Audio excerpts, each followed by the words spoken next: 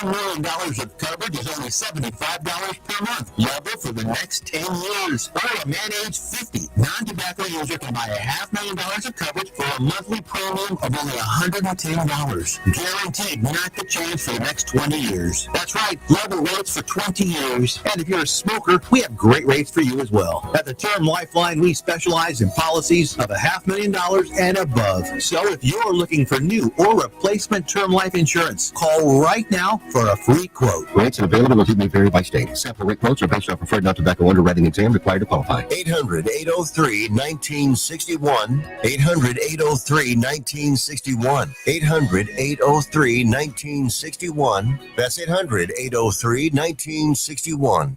Listen up, fellow timeshare owners. If you're a timeshare owner and you want out at all costs, you're done, frustrated, tired of wasting money, you don't use the Federal. We interrupt this program for an on-the-spot news report. News reports on the Lou Information Station are presented by Brown and Crouppen. 222-2222.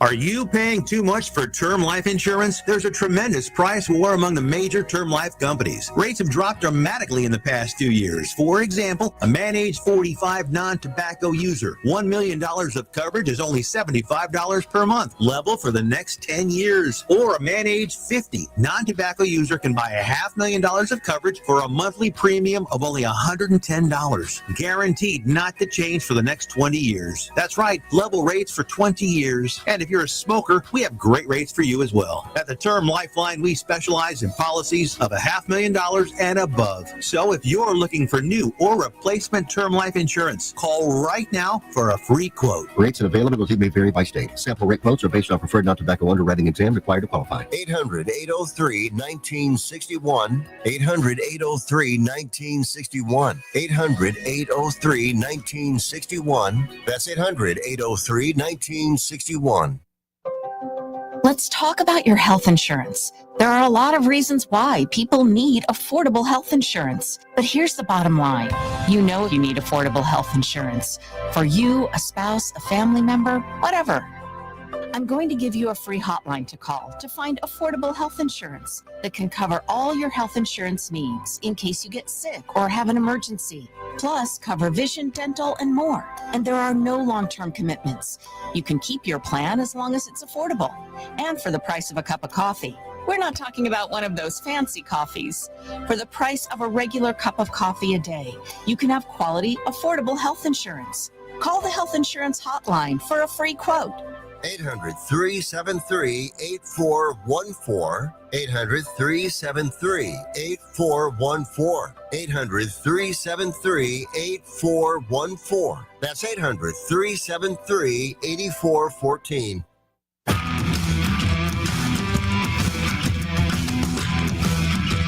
The Lou Information Station presents Hot Take Central 2.0 with Cam Janssen and Jimmy the Cat Hayes. Yeah, baby, 8:05 on a Monday morning. This is the Lou Information Station, live and on demand at louinfo.com. Hot Take Central 2.0 coming at you. Cam Janssen, Grant Salzman on the 2s and 3s. We got Matt Rocchio in. And, of course, Jimmy the Cat Hayes live from the Jersey Shore. You could text into the show at 314-590-3770. Or you go to YouTube, check that bad boy out. That's Lou Info on YouTube. And you can see us. We're waving to you right now. Chime in, call in, whatever the hell you want to do. We're having a party today. Let's go. What's up, everybody? How we doing? Hi. Hi, Jimmy. Hi. How is it?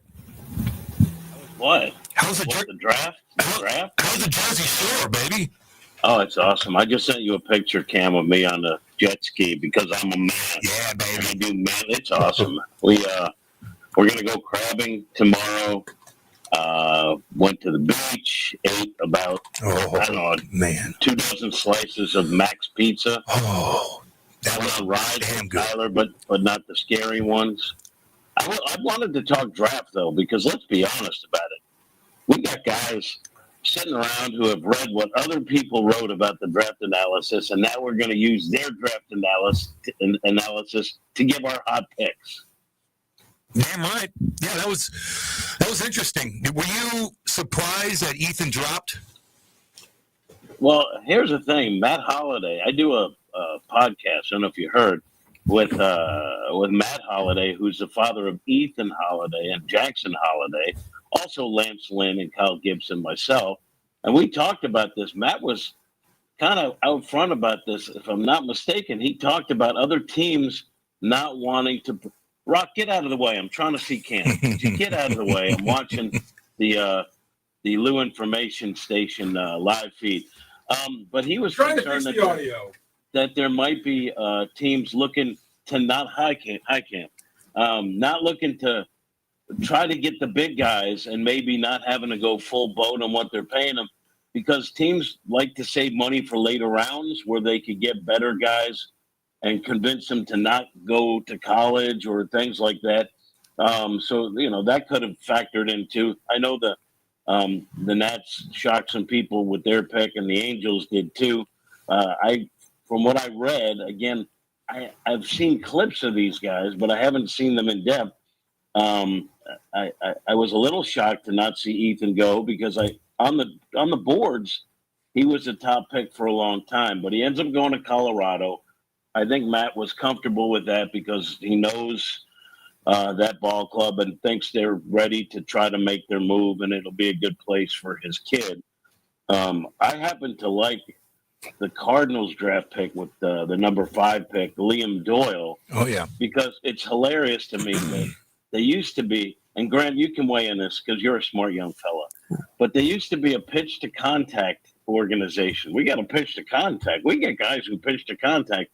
They are totally doing a 180 away from that by getting guys with swing and miss. No one had a better swing and miss rate over 9 innings or strikeout rate than Liam Doyle, the Tennessee product. And with the 72nd pick, I think it was, they pick another Tennessee guy who also has huge strikeout capability. So they're going in that direction. The thing I liked about Doyle is not just that, and there's risk with him because he had to drop 20 pounds, to reach the level he did this year at Tennessee, but he's also transferred a couple of times, which is, I think, a little bit of a red flag. But have you seen the clips of him losing his temper on the mound? There's one incident where someone stepped out while he had a cruise, and I guess during one of the tournaments, and they ticked him off. And you could read his lips what he said to the batter.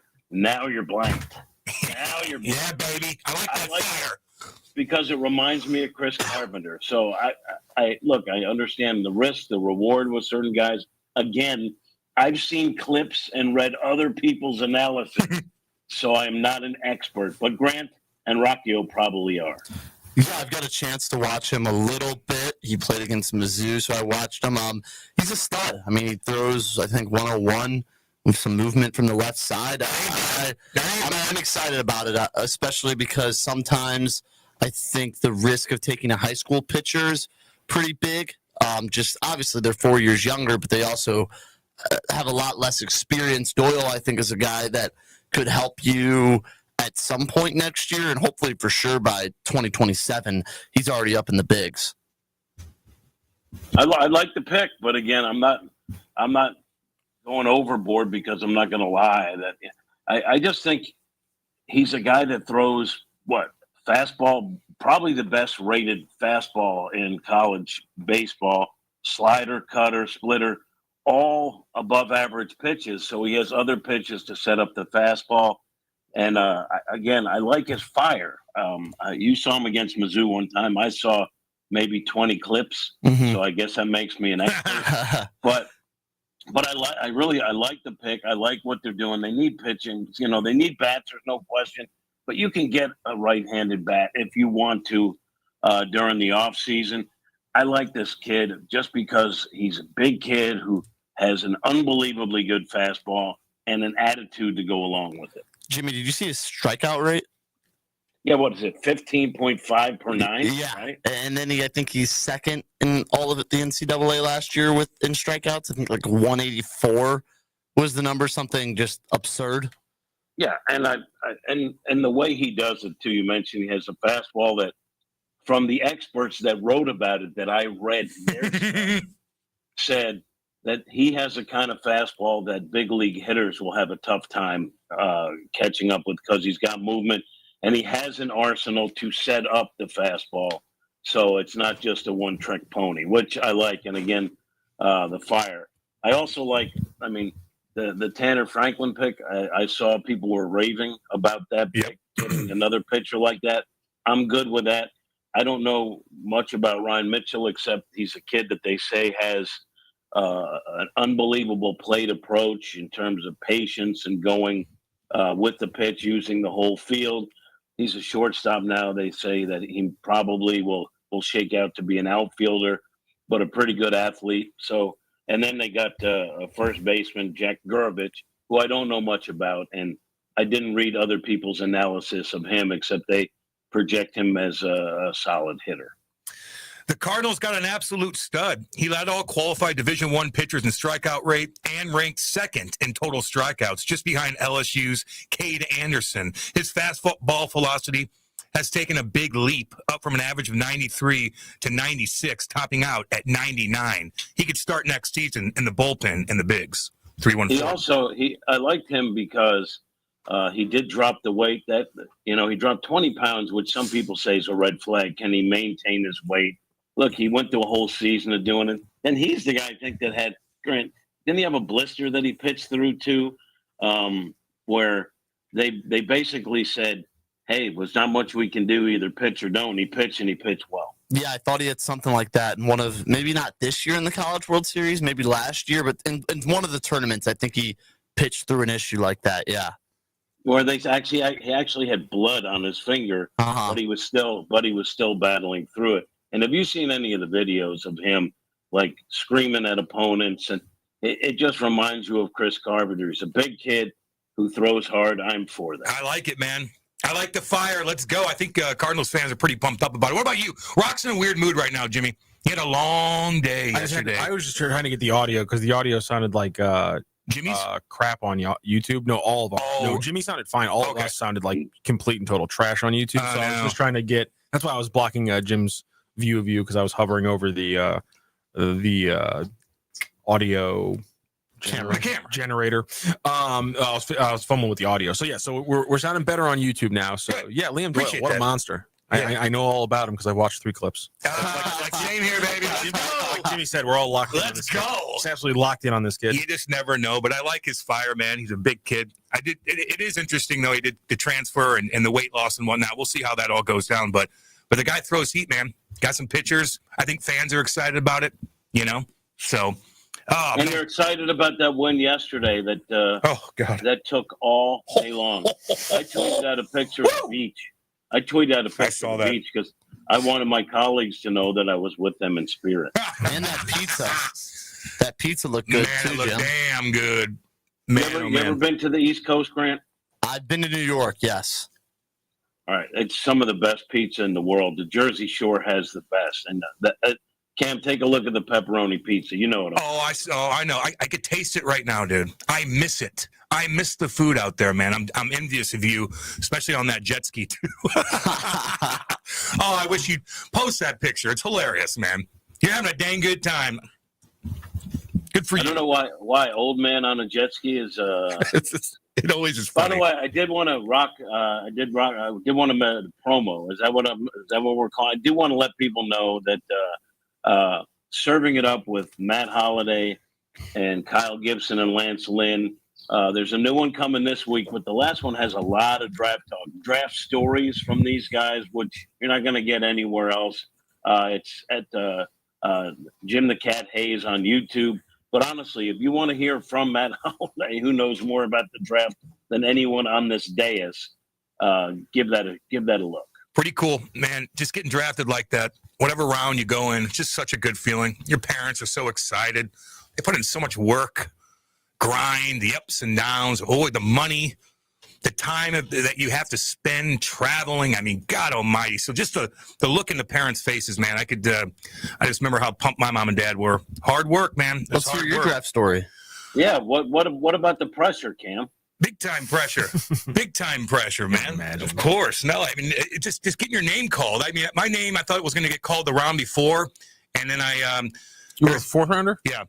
So I was supposed to go like 2 to 4, whatever it was, man. I had a really good first year up there and fought 48 times, beat up everybody, got noticed a lot.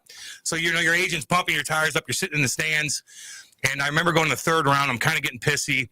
And I knew the Devils were really in on me. But I had a kid that I played with sitting right next to me on the same team in juniors. And so the third round comes, and they go up to the podium. They go, from the Windsor Spitfires. And me and my dad get up like, yeah, baby! Aaron Niddle. We're like, oh, good job, Aaron. Way to go. Way to go. And so finally the next round. Good job. Way to go. Yay. Fun. But the next round came and they called me up and it was just fantastic feeling, man. I like how 20 years later, the sincerity of the moment still hasn't died. Not. Yeah, Aaron, good job. Yay, Aaron. Way to go. Your signing bonus is going to be bigger than mine now. Damn it.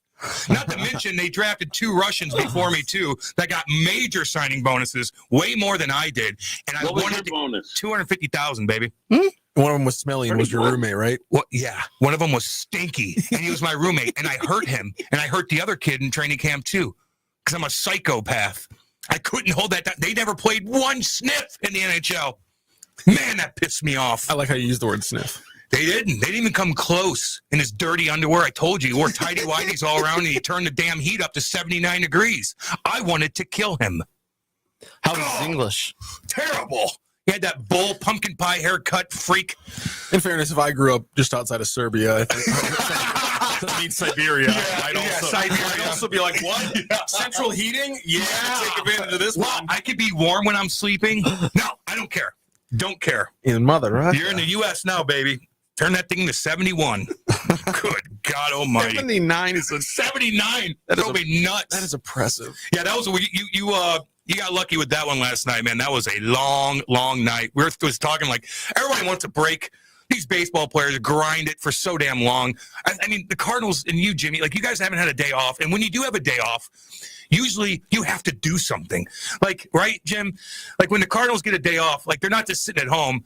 They have to go to an event or something, or it's never just kick your feet up. So they've been grinding so much. They want to get the hell out of there. They got their private jets waiting on the tarmac, waiting for them. They're trying to get organized with their families because they're already packed up, ready to go. And you're just sitting there and sitting there and sitting there. And Rock's working behind the scenes for 7 hours, and then had to go to city. So that was a long one, man. It was a good one. Do you think? I was wondering. Do you think all the players have private jets? Not all of them. No. So they had to cancel flights and rebook flights. Yeah, dude. A lot of them do, though, man. That's what I thought was funny because on the broadcast, like the first hour long break, it's like everyone's in the cages. Sonny Gray's, he's pitching his 5th inning right now. We'll see if he can come out and pitch what will be the 5th inning, but would be kind of the 6th for him. And then during the 3-hour break, they're like, everyone's kind of sitting down, calling people, seeing what flights they have to rearrange. Yeah, dude.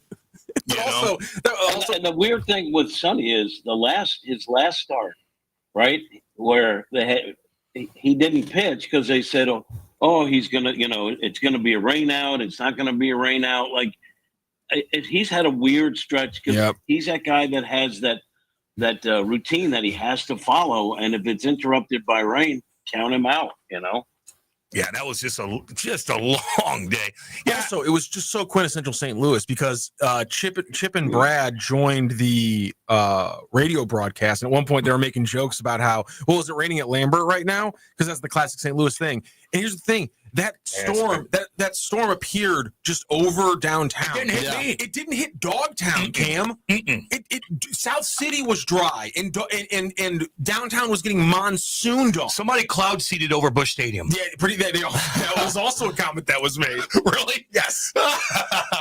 It's funny, but it's kind of not funny. What was going on at Lambert where there were people they couldn't even get in the building? Yeah, Joe Roderick would be able to call in from SEC Media Days and give us a better recollection of what happened. But essentially, I heard there was 2 different conferences. One of them was like a 15,000 person conference for seven-day Adventists. So obviously they had already done all their stuff on Saturday. And there was another 50,000 person conference in town as well. And apparently they were all hitting the airport at the same time. Well, weren't their terminals closed too? And then I guess they were waiting out in line like for a Six Flags. It looked like a mile long, just standing outside. Not getting rained on. It's weird. We got the weirdest weather ever. We do, man. I didn't hear anything about a terminal being closed. I just heard Maybe I'm mistaken. heard both terminals were swamped. That might have And been it was because, and what I saw was multiple people pointing out conferences that were all leaving St. Louis on the same day. What did Ollie get booted for? What was he pissed about? Everything. Balls and strikes. Everything. Yeah. I've seen so many people's videos all day long. They were playing that game. Umpires just missing calls so bad. So bad. Everybody's getting. Don't let him fool you. Ollie wanted to make sure he caught his flight. That's why. No doubt, man. Oh, God almighty. It's just a long, long day, one way or the other. But good win. It was a good win. Nice little break for everybody. But I do think that they're like, what the hell is going on here? Sitting on the tarmac, waiting to leave for the first time in, gosh, months to be able to do anything. You're just working all day, every day. My God almighty. Get them in, by the way, 314-590-3770. And you can watch us on YouTube. Subscribe, like, all that stuff. It's Lou Info on YouTube. You could wave to us. You can say hi. Well, I could wave to you, I guess. And you could watch us. And, Cam loves waving to people. I like, hi, how are you? It's the most adorable thing in the world. It looks good. It looks good. Yeah, it looks fine. I'm looking at it right now, baby. It looks good. Let's see here. Oh, I'm not going to read that one, Angry Dragon. Don't be mean to Matt Rocchio. He worked his ass off. You can go ahead and he worked his ass off last night. Can you tell me what time Rocchio is leaving so I know when to start listening? Angry Dragon. It's so funny. 9:45. I've never seen Rock sit in a different chair in this room. He's always behind the panel there. So Rock comes in and Grant's in here too. And Rock's sitting behind, and all of a sudden, like, yeah, Grant's going to join the show with us. So Rock looks at Grant and goes, nope, you're sitting over here, buddy. He's got to get reps. Yeah. Thank you. Yeah. You're young, man. He's looking out for me. It's not easy back there. Not too many people host, and there's one guy in St. Louis that does that in media. That's Rizzuto. He sits behind and does everything like Howard Stern used to do. That's a lot going on, man. It is. It's tough for my show when I do it, but so you do it too? Done. Oh yeah, so there's two now. Oh, Craig Salzman and Tony Rizzuto, you said? Who does boy, that's a bad moment. You should know him. I didn't. You don't know Riz? No. I do know Riz. I couldn't remember his first name. I mean, that guy is the king, man, for sure. In St. Louis. Bad moment, Grant. And I'm going to tell him that you don't know who he is. Please don't. You know what I mean? I'm just going to tell him that. No. But he doesn't know who I am. Yeah, he won't remember. It's fine. Interesting, the guy who gets paid by the Post to follow and write about the Cardinals never mentioned Doyle pre-draft as Cards target, but instead talked about guys who ended up getting drafted 11th and 19th. Totally in the know. 314. So no one even brought this kid's name up? All the pre-draft discussion. Everyone, people talked about him all the time. I could have sworn I heard his name. It was. That's how I saw his highlights. People thought he would go lower. Yes, a little lower. The projection was that Cade Anderson would go first, and then Doyle would go to the Mariners 3. But because everything got shook up, and the Angels took a pitcher who was ranked on a lot of people's board around 10 or 11, Bremer was, for a lot of people, Bremer was the 6th rated pitcher and the 3rd rated righty. And so the Angels taking him so high just completely shook everything up. In addition to the Willits move, number 1, Willits was going to go top 5, it looked like, but I don't think people expected number 1. They expected Anderson and Doyle to go pretty much in the top 4 picks themselves. And so when Doyle's there at 5, it pushes everyone down and it changes. Did you think when Ethan wasn't drafted the first 3 picks, were you like, oh boy, yeah, you figured that out, didn't you? It's one of the most annoying things that the Cardinals got such a premium spot, but yet we're just jumped by the Rockies. Were still right in front of them because you knew the Rockies weren't going to let Holiday get past them. So you never had any hope whenever that was going down, like, oh damn, like, okay. I thought maybe if Cade Anderson kept dropping, that might lead to it, or maybe if Willits hadn't gone first, he maybe could have gone over Holiday at 4 if everyone would have gone with the pitchers. But I just think the chances of the all the permutations to get Holiday as a Cardinal, it was extremely low percentage chance. Yeah, which is a bummer. It would have been nice. It would have been a cool story. Well, people are pumped about this kid. They are. And so should be. Yeah, he's got some fire. Let's go. Anybody even touch? Be loud, be funny, be entertaining with the media. Like, you kind of need that. Yeah, the Cardinals don't really. You also need swing and miss. Swing and miss. Well, yeah, that's number 1. But this kid seems like he's very outgoing. We don't really see that even with the Blues too much anymore. Like a really outgoing character. I guess Bennington would be that. Wilson Contreras, I would say. No, that never bites him in the ass, though. Oh, Benner? Yeah, that never hurts him. Well, made him look like a king for a little bit there whenever he's like, hey, do I look nervous? He barely even played. And he's like, he's acting real confident. Everybody's like, whoa, dude. Then he showed up and did his thing. So it put him on a different pedestal. But if you would have got rocked for 5 the next game, then you're digging yourself a hole early, and the media's really going to be on you, So anyway, interesting, man. When do they come back and play? How long do they get off for All-Star break? Back Friday. Oh, it's going to be. Listen. On the road, I'll be with them. I'll be in studio Thursday with you guys. Then to Arizona. Yeah. You know what the worst is? Like, you're working, so you just want a break. You want a mental break. You want a physical break. You want to get away. And sometimes, at least in the summertime for baseball players, the weather is going to be somewhat okay to get where your destination is. If you have to fly commercial, which I had to do during Christmas break, it would be so miserable going from Jersey to St. Louis. I get 2 days off, not 3, 2. 2 days off, and you get stuck in a freaking airport because of snow, and you're just counting down the time, and you just want to see your family and your buddies, and then once you get home, you don't want to go to bed. You don't sleep because you want to stay up because you only have 48 hours. So at least they got some time to chill. And what about me? I'd like to think I'm a hero. You are. Because I'm going to do this first segment, then I'm going to get on bikes with my wife and kid, but I'm a hero for coming on because I love Hot Take Central. I love the LouInfoStation.com. I love Rockio and Grant and mobstly Cam. Yeah. But I'm heroic. You're right. Wouldn't you agree, Rock? Wouldn't you agree? I would agree, yes. Hero. Hey, are you going to go to the Lobster House? We went to some place yesterday. Will we go to the Lobster House, Aaron? Maybe. Yeah. That's where it's at. Yuri's, but we might go again. Get them in. 314-590-3770. Anything else on your end before we let you go and enjoy yourself? Because I know E&T want to get some things going, so they don't want to sit and listen to you talk all day. Anything else you want to say before we let you go, Jimmy? No, I miss you guys, and check out Serving It Up on Jim Hayes' YouTube channel. And thank you, Dave Green, because that thing is starting to grow. And it's the power of LouInfo.com getting it done. Thank you. Right on. All right, Jimmy, go do your thing. Tell everybody we said hey and enjoy yourself. We'll see you next week. We're going to be back. We're going to take a quick break. We will be back. Hot Take Central 2.0. Hot Take Central 2.0. Now, as you sports fans know, It's really getting out of hand, man. It's going way out of control. With Cam Janssen. I'm going to lead you down the path that rocks. And Jimmy the Cat Hayes. You're a legend in the city, living by day instead of night. Weekday mornings from 8 to 10. Hell yeah. Only on the Lou Information Station.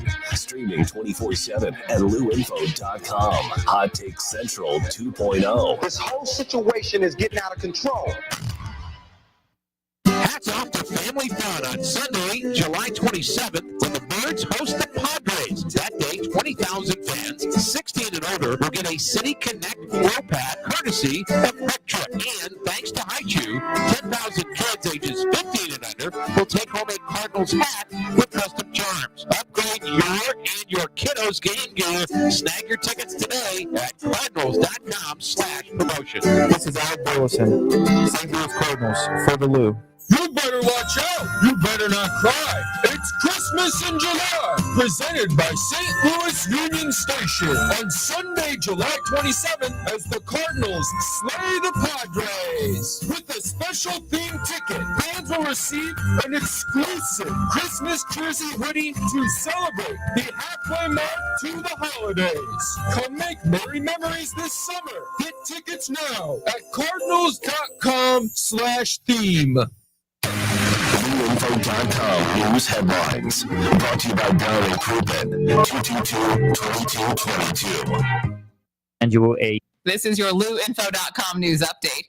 There were long lines at St. Louis Lambert International Airport over the weekend. A spokesperson said it was one of the busiest days of the year due to a large religious convention that ended Saturday. July is also one of the heaviest traveled months for vacationers, and you're urged to get to the airport early if you have a flight. A St. Charles man died over the weekend in an accident along Highway 94. Missouri State Police said it happened Saturday on westbound Highway 94 at Sherman Drive near the Interstate 70 interchange when a car struck a traffic pole. The 37-year-old man was pronounced dead at the hospital. St. Louis police are enforcing that curfew for minors. The curfew has been in place since the 1990s, but they're enforcing it after recent violence involving minors. They encourage parents to take responsibility too. The juvenile curfew is in effect from 11 p.m. to 6 a.m. during the week, Sunday through Thursday, and from midnight to 6 a.m. on Friday and Saturday nights. For the Lou Information Station, streaming 24/7 at louinfo.com, I'm Jen Austin. Now, LouInfo.com weather, presented by STL Sports Central. St. Louis sports, anytime, anywhere. Here's our LouInfo.com weather update. We're headed for the upper 80s today and a mix of sunshine and clouds. Looks like temperatures will stay fairly warm most of the upcoming week. Cloudy overnight, low 70s, and then a mix of sun and clouds on Tuesday morning. We're going up to 90s, scattered afternoon showers and thunderstorms. We might get a few more showers on Wednesday, still pretty hot, low 90s. I'm meteorologist Steve Hamilton for the Lou Information Station, streaming 24/7 at LouInfo.com. Hey everyone, Cam Janssen here to tell you about the experts at Fast Signs in Earth City. Fast Signs can handle any and all of your business visibility needs, from traditional signs and graphics to digital to core graphics and anything in between. Fast Signs in Earth City has you covered. The station uses them, the Blues use them, and you will love the work they do. Call 314-344-4400 for your custom signage needs today. That's Fast Signs in Earth City, 314-344-4400. Join your fellow St. Louis City SC fans at Hot Shots Sports Bar and Grill. All St. Louis area Hot Shots locations are proud to be a part of City on Tap, presented by Michelob Ultra, the official network bringing St. Louis City fans and ice cold beer together. Catch every exciting moment of the 2025 MLS season at Hot Shots. Since 1990, Hot Shots has championed St. Louis sports, and they're thrilled to keep the tradition alive for St. Louis City SC. Find the Hot Shots near you at hotshotsnet.com. Broadcasting live from the J. Randolph Jr. Studios in Kirkwood. I once got catfished by a girl in Kirkwood. Before catfishing was really even a thing. This is the Lou Information Station, streaming 24/7 at LouInfo.com with live and on-demand content on YouTube. And catch all of our local shows on Apple, Spotify, and wherever you listen to podcasts. KRIS 590 AM, Wood River, St. Louis. Back to more of Hot Take Central 2.0 with Cam Janssen and Jimmy the Cat Hayes. Please tune in here. I'll be with you. On the Lou Information Station, streaming 24/7 at LouInfo.com. Yeah, baby, 8:34 on a Monday. Hot Take Central 2.0 coming at you. Cam Janssen, Grant Salzman, Matthew Rocchio doing our thing. This is the Lou Information Station, live and on demand at LouInfo.com.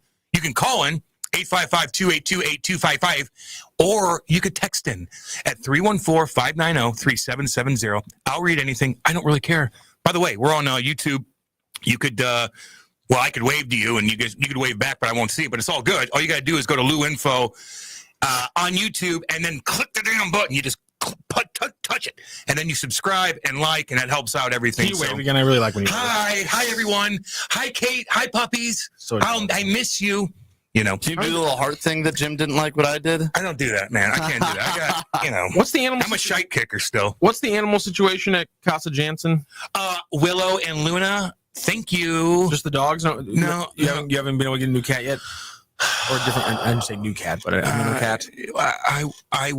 I do crave a little kitty cat. Yeah. I do. I know you do. I miss that little cat so gosh dang much, but she tore the house up, and we kind of need a little bit of a break.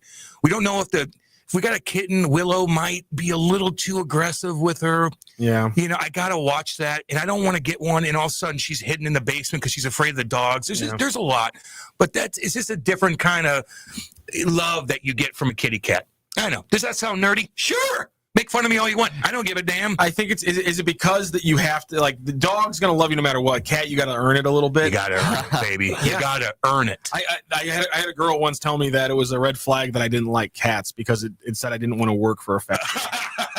I'm not on cats. That was kind of true. I was like, Jesus, you cut deep on that one. Kind of true. You're right. I think I do kind of like that. You just don't have to work for the dog. You just go, oh, hey, dog. And the dog goes, yes. Awesome. Let's hang out. Always happy. Oh, let's do this. That's the best thing in the world. This is the best day ever. It's the best. Absolutely, 100%. Cat's like, what are you doing? Can I lay on you? You know, it's a little different. Like, Boo didn't go hang out with Kate much. You know what I mean? Mm-hmm. Like, she wasn't mean to Kate, but she'd just bolt towards me everywhere I went. So it's a different thing, but I don't know if we're ready for it.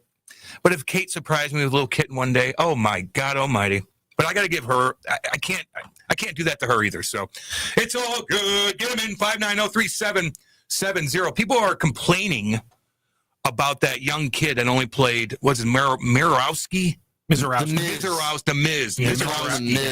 How many games did he play before he got the All-Star selection? Five games. Yep. What did he do in those 5 games? He was pretty good. He was like pretty good or like unbelievable? He was pretty unbelievable in those 5 games. So why did he get the selection? I think it's because, to a lot of people's point, a lot of people are accepting this, that it's about showcasing a guy who should be the future of Major League Baseball. You know, you have Max Scherzer leaving, you have Clayton Kershaw leaving and things like that. So now you have a 23-year-old who, yes, has only pitched in 5 games, but he's 4-1 with a 2.81 ERA, mowing people down with a sub-1 whip. 33 strikeouts to 11 walks. I mean, only 8 earned runs across those 5 starts. He's absolutely killing it. It's just that, to other people's point, there are guys who have pitched more. Like, Derek Gould took a really deep cut to it, and he was like, well, he hasn't pitched as many games, he hasn't pitched as many innings, and he doesn't have as high of a WAR, as low as an ERA as Cardinals reliever Phil Maton. Mm-hmm. And you don't usually see relievers get picked for the All-Star game, but factually, Derek's 100% correct, and he also did acknowledge that you have to do this about getting eyes on the game and things like that. But again, Maton has pitched in 36 games. He's pitched in 34 innings as opposed to 25 for Mizorowski. He has a 1.83 ERA to Mizorowski's 2.81, and has a 1.2 WAR to Mizorowski's 0.7. Whoa! So there's I understand why people are miffed. So every team gets one All-Star selection. How does it all go down? Yeah, every team gets at least one. At least one. Yeah, and then you like if the fans don't vote in a player from a team, or the coaches don't pick one, they kind of just like assign a player from that team. Then maybe the coach has to pick one. So the Miz, did he get players vote? I think he was a replacement. He was a replacement. Injury. Yeah. Okay, because Castellanos called out the league, said it was a banana.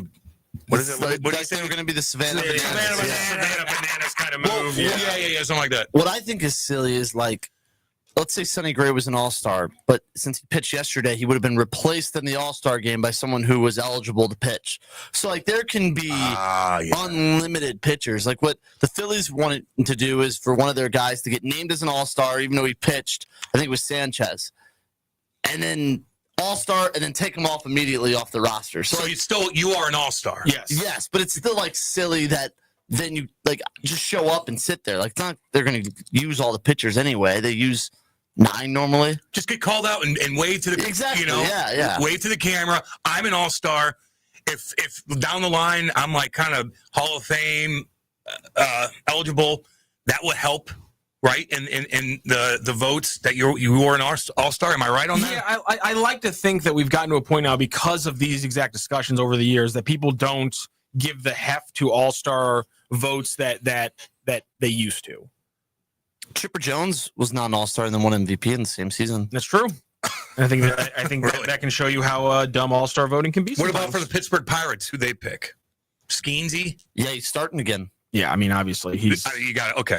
You don't really have to decide what to do with Paul Skeens. You know what you're doing with Paul Skeens. You're gonna play him. He's a monster. So on and so forth. Who's got the best All-Star game out of the 4 major sports?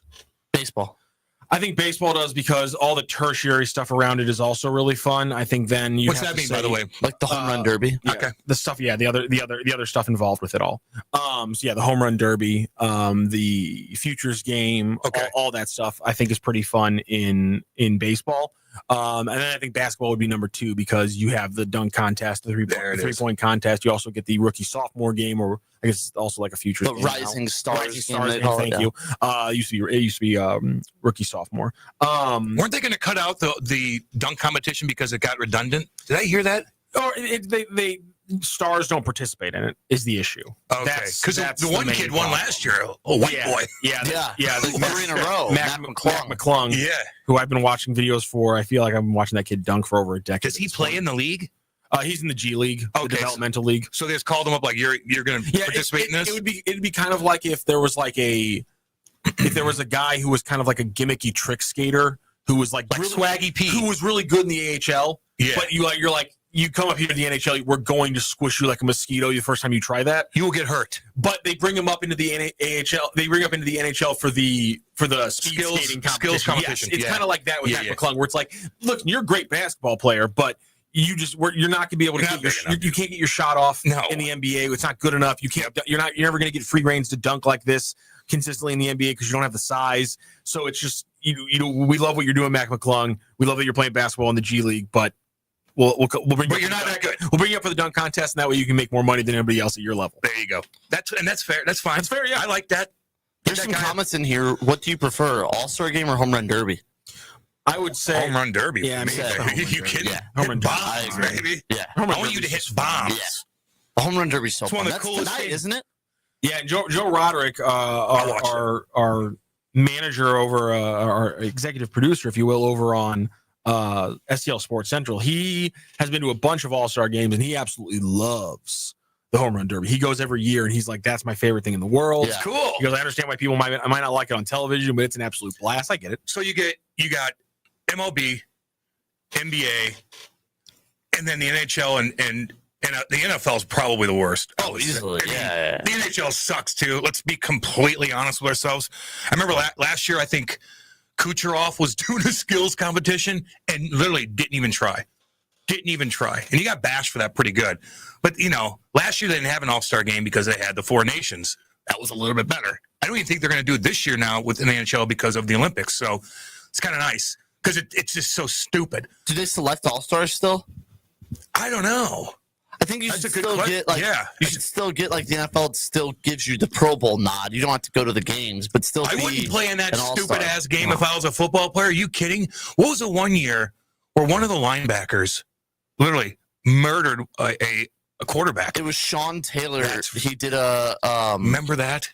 It was a fake punt. Yeah, I mean, and he decapitated he decapitated him. It's funny too because there's actually some backstory to that. And I don't know if anybody cares, but the punter that he decapitates in that game was Brian Moorman. And the thing you got to know about Brian Moorman at that Pro Bowl What a games, last name. yeah, right. Brian Moorman, and he was a very good punter, and he was kind of like Johnny Hecker before Johnny Hecker. If you're a Rams fan, if you understand the reference, he had a lot of personality. He was good at trick plays.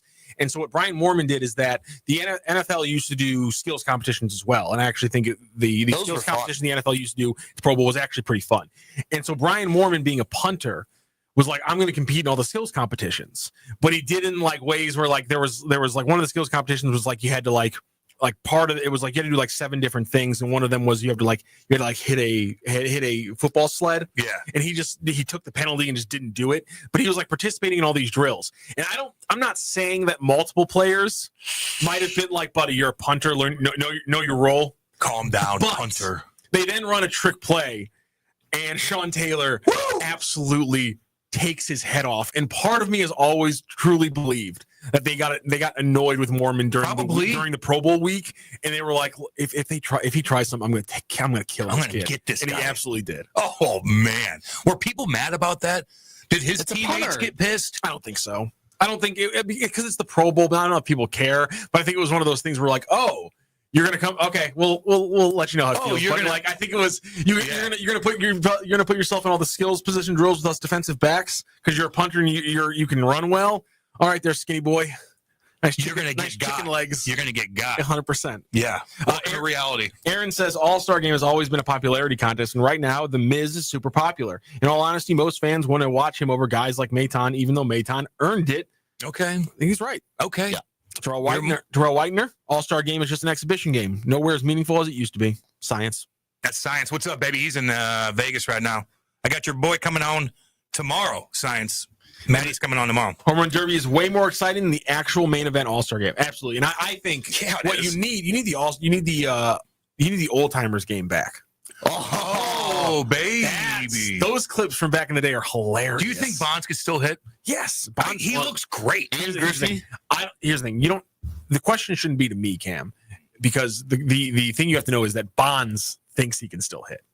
And that's all you need. I'm not doubting him. Is that Bonds thinks that he could step in right now. Again, maybe not against major leaguers, but honestly, I wouldn't put him past him to think this. But I think he thinks he could step in against anybody like 2 or 3 years retired and probably take him yards. What did Bonds? He's been out of the game for 10 years. I went down a rabbit hole with him. And I just watched all his bombs on YouTube. But what did he do to piss people off? 2007 was his last year. Jesus. What did he do to really piss people off besides being arrogant? But he rolled it up and then broke the record. Okay, but didn't he do more? Didn't he like choke out somebody and do this and do that? Like I thought he had a rap sheet of just crazy stuff, man. I thought it was just steroids. Yeah, I don't know. I think there's a little bit more. I thought I read that he was just brutal to people and like the teammates. Yeah. 1995. Good year. Damn good year. San Francisco Windows 95, baby. Gates. The former wife of Giants outfielder Barry Bonds testified in public for the first time yesterday that she was habitually beaten and pushed during their stormy 6-year marriage. There it is. Son Bonds' dramatic allegations of spousal abuse dominated the first day of the second phase of the couple's divorce trial. The issue never came up during the first phase, although she has called Alderton police at least once during their marriage. I wonder what the actual results of this case was. Yeah, Interesting. I didn't know that. He was a weird dude, but I think he can still hit. I think he's still hit right now, man. He looks great. Really does. Oh man. What are you laughing about? There's your usage of words in that moment. What'd I say? You said he could still hit. You don't think he can? I probably could. Well, he probably could, but you put it together yet? Oh, hit yeah, I like how you're going on right now. I'm looking at the camera. I got this. God, you're right. Right over my head. Oh my God! You had to whisper to yourself. God, that was terrible. God, oh his wife. Yeah, okay. Now I get it. God bless him. Oh Lord. But no, the majority. So yes, apparently, just doing some searching right now. That appears to be the big one that I can find. That's a big one. That's coupled with steroids, personality. Although, I mean, like to be fair, it wasn't illegal at the time. I mean, was it? You weren't getting tested for anything. You just weren't getting. None of the domestic violence allegations resulted in criminal charges. Yeah, he didn't do it. It's because he's Barry Bonds. He didn't do it. We need to say that. I know. We're going to bring up the case. We need to say the actual legal conclusion of the case, and that is the legal conclusion of the case. That's the Miz. The Miz is a Missouri guy. You know that? He is. Blue Springs. Yeah. I don't really like to acknowledge that as Missouri, but yeah, it is. It's Missouri. Yeah, sure it is. The first show failed because of Cole. If 2.0 fails, it would be definitely because of Rockio, Cole's dad. Cole's dad would always chime in on how much he didn't like Cole as a son. It's pretty funny. Now he doesn't like you for some reason. Just let me know what I'm doing wrong. What are you doing wrong? I don't know. What are you doing wrong? I don't know. All you do is give out info, baby. I'm not very. I like picking your brain. I'm not very good. I guess I don't know. Neither am I. Yeah, but you're lovable, Cam. You're truly lovable.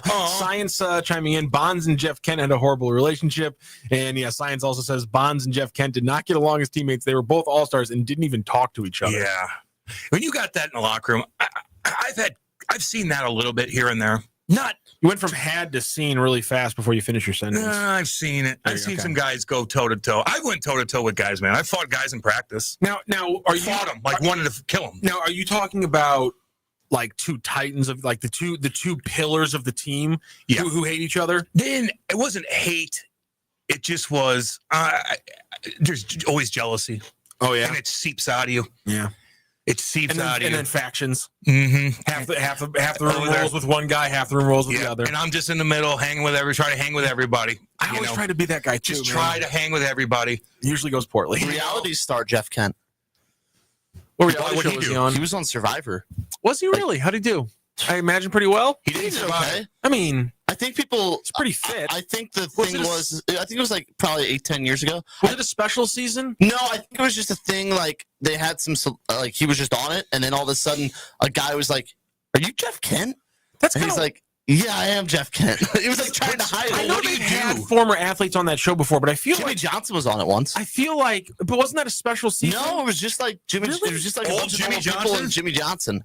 Football coach Jimmy Johnson? Yeah, Jimmy Johnson was That's on insane. it. What's Survivor, though? The difference is Jeff Survivor played 17 years in Major League Baseball. I feel like every other time there's an athlete, it's like, I had a 3-year stint. Yeah. I had a 3-year stint where I was on the Ravens bench.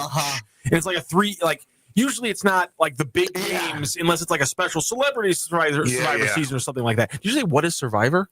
What did they do exactly? I forgot. Oh, God. I was like, in fairness, Cam, I know what it is. Cam was doing so much more important things when Survivor was at its zenith in the early 2000s. Yeah. I mean, it was like 2004 is like when it started. I have a feeling it like commanded America. Was like for the first 3 or 4 years of Survivor, it was the biggest thing. But then what do they do? They go on the island. Yeah. Always an the island. Island. I imagine there's probably. I imagine there's the island. I imagine there's some peninsular seasons, if I had to guess. And they get voted out, and whoever's the last one standing wins. You do challenges. Challenges. So you make it bad. You get split up into tribes. Usually, how it starts is that right out of the gate, you get split up into tribes. And I know that every season they have a different way that they split it up. They split up into tribes, and you got to go make your base camp. So you got to build shelter. You got to get fire going, and then every day, or at least how they make it seem on the show when they edit it. I'm not sure exactly what the schedule is, but behind the scenes stuff you can go find in Google stuff, and they'll give you the actual like production calendar of these shows, of all these reality shows, which is kind of fascinating and how they're shot and how they're edited. But every day they do challenges, and the winning team will get something like you get flint and steel, so now you can make fire easier. You get food, just like straight up food. You get to leave the island and go on a special little thing where you get fed at a resort that's like an hour away, and while everyone else has to eat mud bugs and things like that for dinner that day and stuff like that. So it's like a losing tribe votes somebody out. And the losing tribe votes crawdaddies. You mean mud bugs? Well, I'm just saying is they have to find food in some way, shape, or form. They have to. Why do that when you have $70 million? Why even torture yourself? Somebody like Jeff Kent, I wonder about. It's an adventure. Yeah, it's an adventure thing for them. Okay. Because here's the thing about it. You think about it this way: to get to 17 years in Major League Baseball, to play when you're, I think his last season he was 38 or 39. Yeah. So like, this is a guy who can't stop doing things. Clearly. Yeah. And so he got to a point where he's like, I can't stop doing things, and then. It was he probably didn't just go through the regular process. I'm sure he put in his application. They made a phone call to somebody who was like, "Hey," on the Fox side, like, "Hey," or whatever network, CBS, like, "Hey, can you call somebody on the TV side of things and tell them I just put in an application for Survivor and see if they can bump it up on board?" Like, nah, I'm bored as hell right now. And if you win, you get $1 million. Yeah, $1 million. Even if you make a lot of money, $1 million's still $1 million. Damn. I think I'd like that would be the one. Salzman, Millie's still a Millie. That'd be kind of Millie's still a Millie. I'd do it. Cam, you got a little clout. Go apply. I'd try. I would do that. I wouldn't do what Jim likes. The show that Jim likes. What's he like? Naked and Afraid. See, no. Why do you like that show, version. Jimmy? They're naked and they're not good looking. I don't want to look at naked men. No offense. Not that there's anything wrong with that. Not that there's anything wrong with that. But I don't want to watch that. Weird. Naked and Afraid. Oh, yeah. I still watch Survivor. It will be my goal to get Cam Janssen on the show. I'll do that. What other shows can I do? Amazing Race. Shows? You and your wife do Amazing Race? What do you do there? You race around the world. Oh God. What are you guys doing? You doing the Amazing Race? Well, Cam. Well, you race somebody. I feel like we can suss this one out. I mean, but so you're like, here, you got to go from here to there without any automobiles. You have to figure this out. They like give you little setups. Like the Amazing Race is a stressful show to watch. It is. Because they're couples, or they've been friends, or they're brothers, and so like they get in these arguments, man, I don't need that in my life. It is an intensely it is a legitimately stressful show to watch. I remember like liking it when I was younger, but as I got older, I was like, I don't need this addition to my life. I wouldn't do that then. I don't want much stress. Cam, let's be honest. Like the big thing with The Amazing Race is that you have to go figure out a way to get to rent motorcycles so you can get to the airport in Jakarta, Indonesia. Like that's like you trying to navigate around New Delhi. Oh, get out of here! I want that on television. Oh. You don't want to do it. No. I don't want to look like a horrible person. I want to watch that on television. We should turn Cam Janssen into a reality TV star. Welcome to the things I've been saying for a decade, Grant. We're getting you on Survivor. It would ruin me. Matt Williams wants to know, when does the cat come back? The Rockio and Cam show sucks. Oh!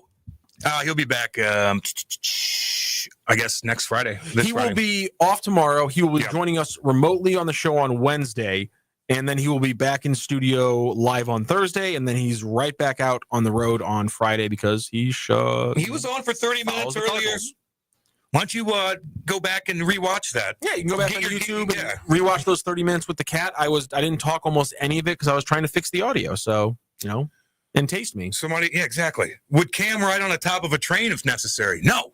And they do that over there. Oh my God! Would you? There's a lot of things I would have an action scene filmed on top of the train fighting the villain? Yeah. Are you kidding me? Yes. Never fight on top of the train.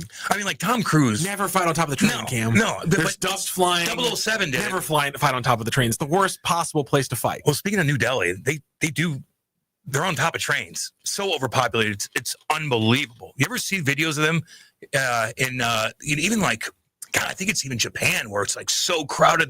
Think India. India's the worst. Yeah, that's where New Delhi is. Yeah. All right, we're going to go to break. Don't go anywhere. We're going to regroup. We'll be back. This is Hot Take Central 2.0. Let's talk about your health insurance. There are a lot of reasons why people need affordable health insurance. But here's the bottom line. You know you need affordable health insurance. For you, a spouse, a family member, whatever. I'm going to give you a free hotline to call to find affordable health insurance that can cover all your health insurance needs in case you get sick or have an emergency. Plus, cover vision, dental, and more. And there are no long-term commitments. You can keep your plan as long as it's affordable and for the price of a cup of coffee. We're not talking about one of those fancy coffees. For the price of a regular cup of coffee a day, you can have quality, affordable health insurance. Call the health insurance hotline for a free quote. 800-373-8414. 800-373-8414. 800-373-8414. That's 800-373-8414. All aboard! There's a new way to travel, and it's one of the oldest forms of transportation. Travel by train. Yes, consider traveling around the United States on Amtrak. Traveling by train is a lot less of a headache than taking a plane, and you'd be surprised how many places you can go on an Amtrak. And there's no passports or IDs needed. Find out how to get where you're going as soon as tomorrow by train. Call the Amtrak Travel Hotline right now. We'll book your trip and email your tickets within minutes. Skip the drive to the airport and skip the lines. Call right now to book your Amtrak reservations. We service most of the United States. All aboard!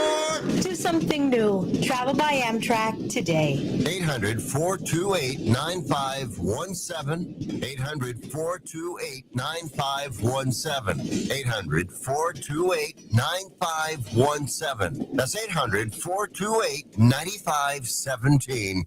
The Lou Information Station, 590 AM KLIS, Wood River, St. Louis.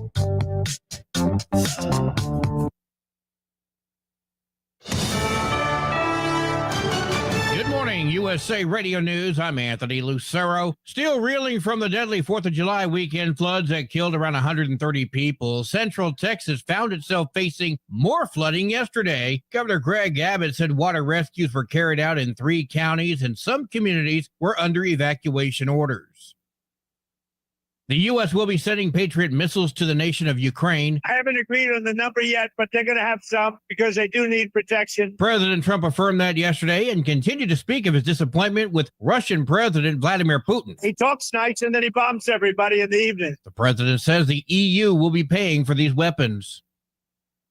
President Trump is threatening to revoke Rosie O'Donnell's citizenship. In a post on Truth Social, the president says he's giving, quote, serious consideration to taking away her citizenship because she's not in the best interests of our great country. In the post, Trump also called her, quote, a threat to humanity and advised her to remain in the wonderful country of Ireland if they want her. The comedian and former talk show host moved to Ireland in January of 2025 and has applied for Irish citizenship. I'm Lisa Carton. XAI, the company behind Elon Musk's Grok AI chatbot, is apologizing after the AI made anti-Semitic posts last week. The chatbot praised Adolf Hitler. The company posted on X that it was horrific behavior and blamed an update to a code path. The bot has raised concerns before, including in May when it would repeatedly mention white genocide in South Africa in unrelated conversations. That was blamed on an unauthorized modification to its code. I'm Michael Kastner.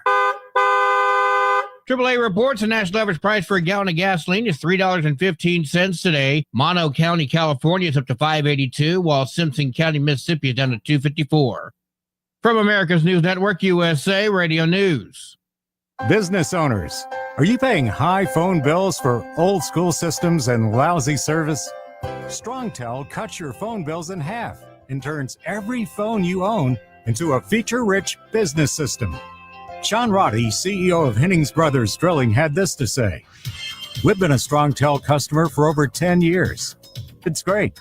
It even includes an intercom with video to our equipment yard. I can watch live from anywhere with my smartphone. I'd recommend StrongTel to anyone. Never miss a customer call again with your StrongTel business system.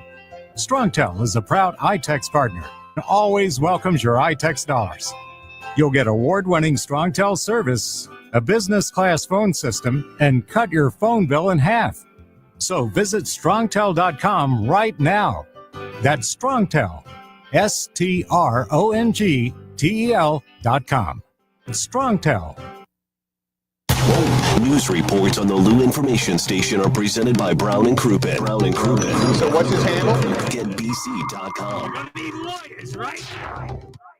Who needs a vacation? Are you ready for an unforgettable getaway? Start packing your bags because Branson, Missouri, the vacation and entertainment capital of the U.S., is calling your name. For just $99 per person, here's what you get. A full 3-day, 2-night stay in a luxury resort hotel, a delicious full breakfast buffet every morning you're here, and when you call right now, free show tickets worth up to $100. That's right, free show tickets to an award-winning show on us. You don't have to leave the country for an amazing vacation. You can drive or fly to Branson and have an incredible time. Whether you bring in the whole family or just planning a romantic escape, this trip is built for you. We guarantee you'll love Branson. This is not a timeshare. It's just an unbeatable vacation deal for only $99 per person. You book now, you can use your tickets anytime this year. You don't even know your travel dates to lock in the special price. Hurry, because this offer won't last long. Call our Branson vacation experts today. 800-497-7198. 800-497-7198. 800-497-7198. That's 800-497-7198. Hey, listen to me. I'm one of the credit cards in your wallet. I'm about to explode and pop like a balloon. You're using me and my brothers way too much.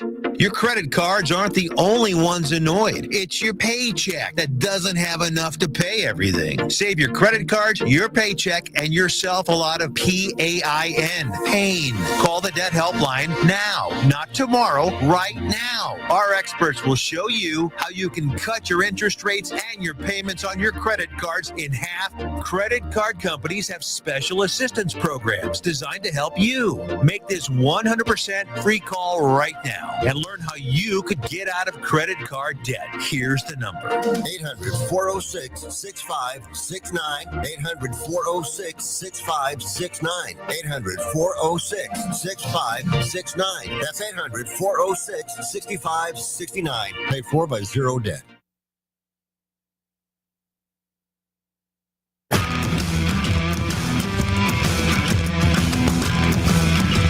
The Lou Information Station presents Hot Take Central 2.0 with Cam Janssen and Jimmy the Cat Hayes. Yeah, baby, 905 in Kirkwood, Missouri. This is the Lou Information Station, live and on demand at louinfo.com. You can call in 855-282-8255. You could text in 314-590-3770. I feel like when I'm talking like this, I lose my breath quick. That's not a good sign. Talking quick? Whoa. You okay, everybody? Anyway, you could check out YouTube. Go to Lou Info on YouTube and just click it, and you could see us. And I'm waving at you right now. So check that bad boy out.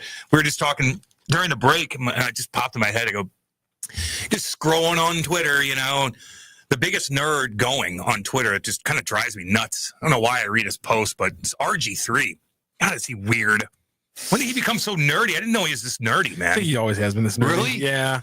I think he just sees it now. What did he do? Weird posts about his wife. Oh yeah, his Angel Reese stuff. He's an oddity. Like somebody posted something about Angel Reese, the cover of 20 NBA 2K26 or whatever. It was racist. Oh, great, about as racist as you can get. Very bad. Very bad. And it had like 2 likes. Yeah. It didn't blow up. And RG3 gets a hold of him and is like, ugh. He's like, this is unacceptable. Blah, blah, blah, blah. But I can understand why like he virtue signaled and he backtracked. It's like, good God, you gave that post a lot more attention. Yes. What happened to him? 300 followers apparently. That the account that posted it. He's a weird guy. How did he see that tweet? Again, he can't not post about his wife without like calling her a snow bunny or something like that. It's super weird. Shut up. God, is he annoying? He's an odd guy, and yeah, that's. Was he an underachiever? Well, yeah. Okay. Well, I mean, are players who get injured because the team is irresponsible with their health? It's true. And have their careers ruined because of that injury? Are they underachievers? No. I don't know. He didn't reach the heights he could have, but it wasn't his fault. It wasn't because he was lazy or he didn't. Yeah. It was because at the time the Washington Redskins were extremely irresponsible with how they handled his knee injury. They put him out on the field when he shouldn't have been out there, and it wrecked his it wrecked his ceiling. Now you could argue what happened to the rest of his NFL career after that, because he obviously came back and was able to play. But when you sap a guy who is that special as an athlete of his athleticism that early in his career, it's hard to expect him to do more than what he did. Would he just get rocked all the time? I mean, that was so early in his career. I mean, his knee was shredded. Yeah. And this is a guy who's a big part of his game was mobility. And so you take away a big part of his game, and now he has no confidence because, again, his biggest memory on an NFL football field is having his knee bent backwards. Oh yeah, it's going to mess with your head. So as a football player, I wouldn't call him an underachiever. Post career though, yeah, definitely he's slacking. Who's the most overrated athletes ever? Just Is there anyone that just pop in your head? I can think of a hockey one. I think Carey Price maybe. This take always gets me in a lot of trouble. I don't care. I'll back you. The most overrated athletes. Yeah. Are Derek Jeter. Yes, that's what I always think of. Okay. Kobe Bryant. Ooh. Oh God. Oh Lord. I'm telling Maddie right now. Are you gonna say another man? Why would you say that? Kobe Bryant. How do you figure? There's people who put him in their top 3 all time. Okay. And there's no way. Why? There's in my opinion, there's no rational argument for Kobe Bryant being a top 3 basketball player of all time. And so, in my opinion, because people have started putting him in that discussion, I think, again, overrated doesn't mean they weren't great players. It's that people put them in the top 10 of all time, and I think there should be more. They put them in the top 5 of all time, and I think their proper rating is around 10 or 12 all time.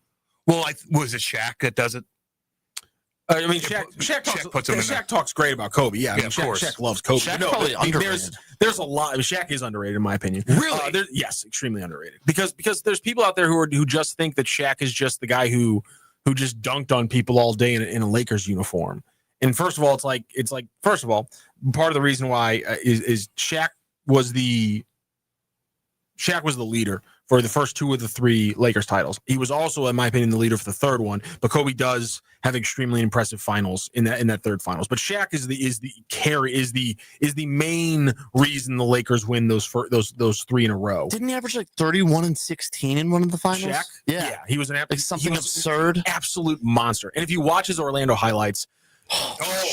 young Shaq is believe it's ungodly what young Shaq was able to. He'd rip down rebounds and go coast to coast and like four. I mean, he was doing what Giannis does now before Giannis was doing, because he was a 7-foot freak athlete monster. People think that he was this big plotting 300-pounder his entire career. No, he was a cut 270 in Orlando, just sprinting up and down the floor like a freaking gazelle.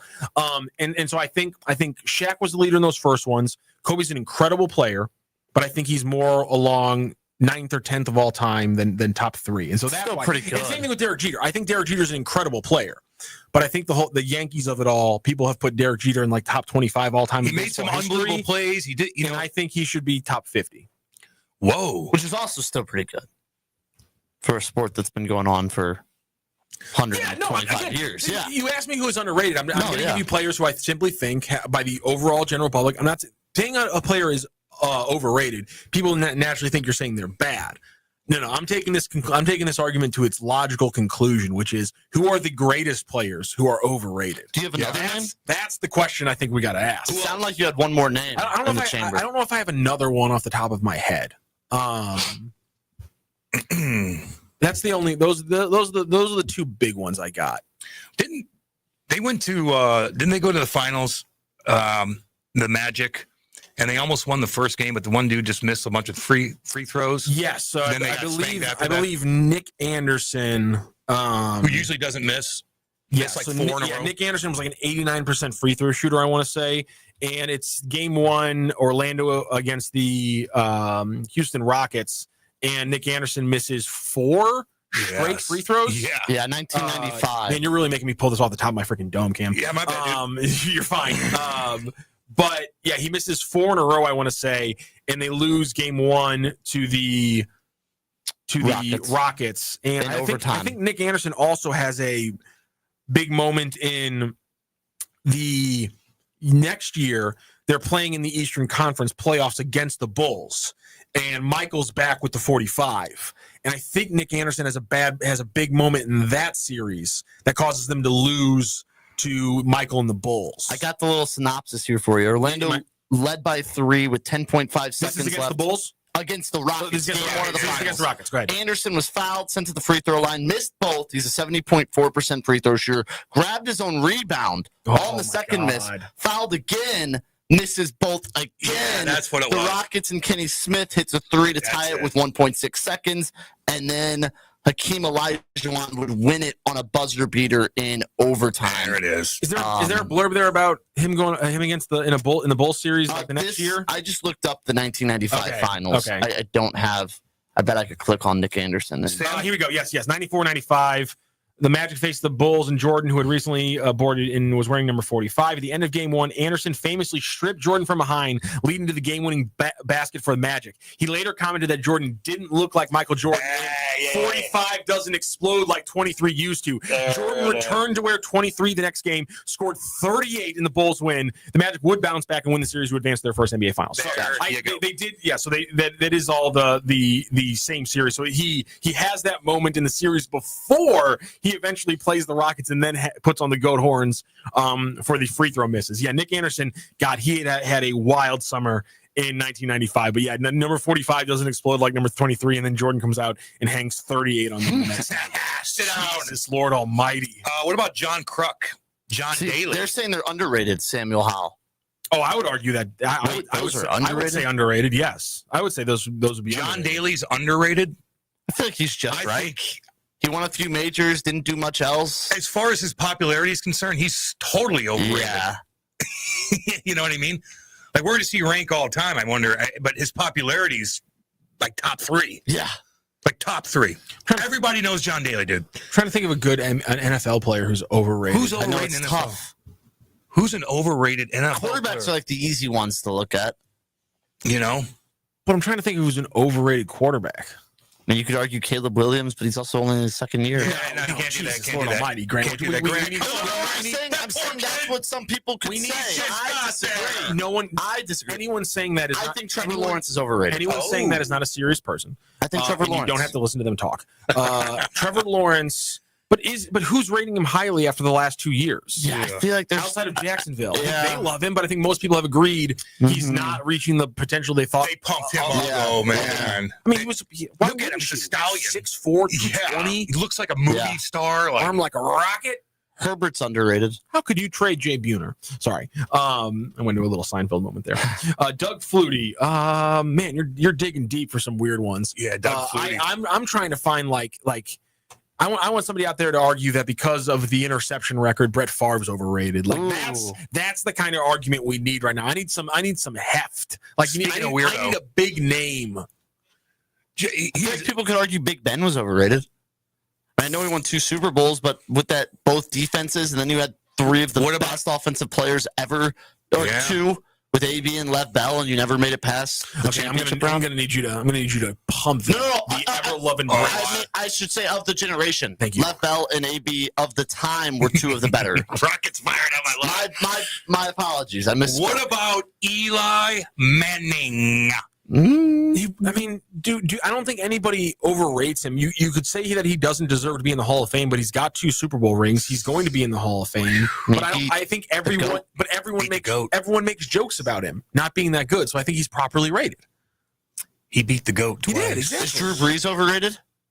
No. Ooh. The man turned 5,000-yard passing seasons into a regularity. He's not overrated. What about Aaron Rodgers? He is he might be the most gifted thrower of the football we've seen in the last 25 years. But you could argue with Rodgers, though, with those skills, only 1 Super Bowl. That's not overrated, underrated. He is properly rated as a guy who might be one of the most talented throwers of the football we have ever seen. I agree. And he has a Super Bowl win. He has an MVP. Romo? Does he have multiple MVPs? I think he's got 3. Yeah, I was going to say 3 MVPs. Yeah, I was going to say He's going to win a second. I should take it back. He's going to win a second Super Bowl this year and another MVP. No, he's not. I forgot about that. What about Romo? Or is he proper? I got to say properly rated. Who talks about Tony Romo? No, I know. Like I'm just special. trying to think of names. It's tough. The NFL's tough because I feel like your spans are so short of you being really Samuel good. House says Deion Sanders properly rated. Prime time His was legit. We don't know yet. We don't know yet. We don't know yet. We don't know He yet. can't be overrated as a fifth-round pick. Hell no. Again, Hell no. Stop bringing up people in this conversation who have only been playing 5 years or less. Can't do that. I need 8-year veterans or guys who have been retired for years. If you had a bet right now Stop about slacking in this argument, people. about Shador and how he's gonna be in the next 10 years, what do you think? If you had to throw money down that he's gonna make, I think an all-star. Be an all-star. No, I think he could be a serviceable yes or no? starter and a backup. I'm going to put no money. What odds are you giving me? A 5th-round quarterback to be an all-star one day? Okay, You know that's a how many stupid times question. That's a stupid question. My bad. I'm trying to think of fifth rounder or later quarterbacks who have been an all-star. Tom Brady. Outside of Tom Brady. Yeah, you're right. I'm gonna both. Who's he banging? Who's he banging? By the way, I see pictures of him with all kinds of different chicks. Man, he's doing his thing. I think you're just being friends when you have that much money. It's not that hard to be friends with Kate Hudson. Yeah, I didn't see that one. Or whoever that Who was the one on his yacht the other day? Oh, I thought it was there were 2 actresses. I thought one Sydney Sweeney, maybe. Was she married? Was it Sydney Sweeney? She married Tom. Dipping his toe in. Good for you. The fact that Joey Gallo had a 10-year career in the big leagues makes him the most overrated player of all time. What about Mike Trout?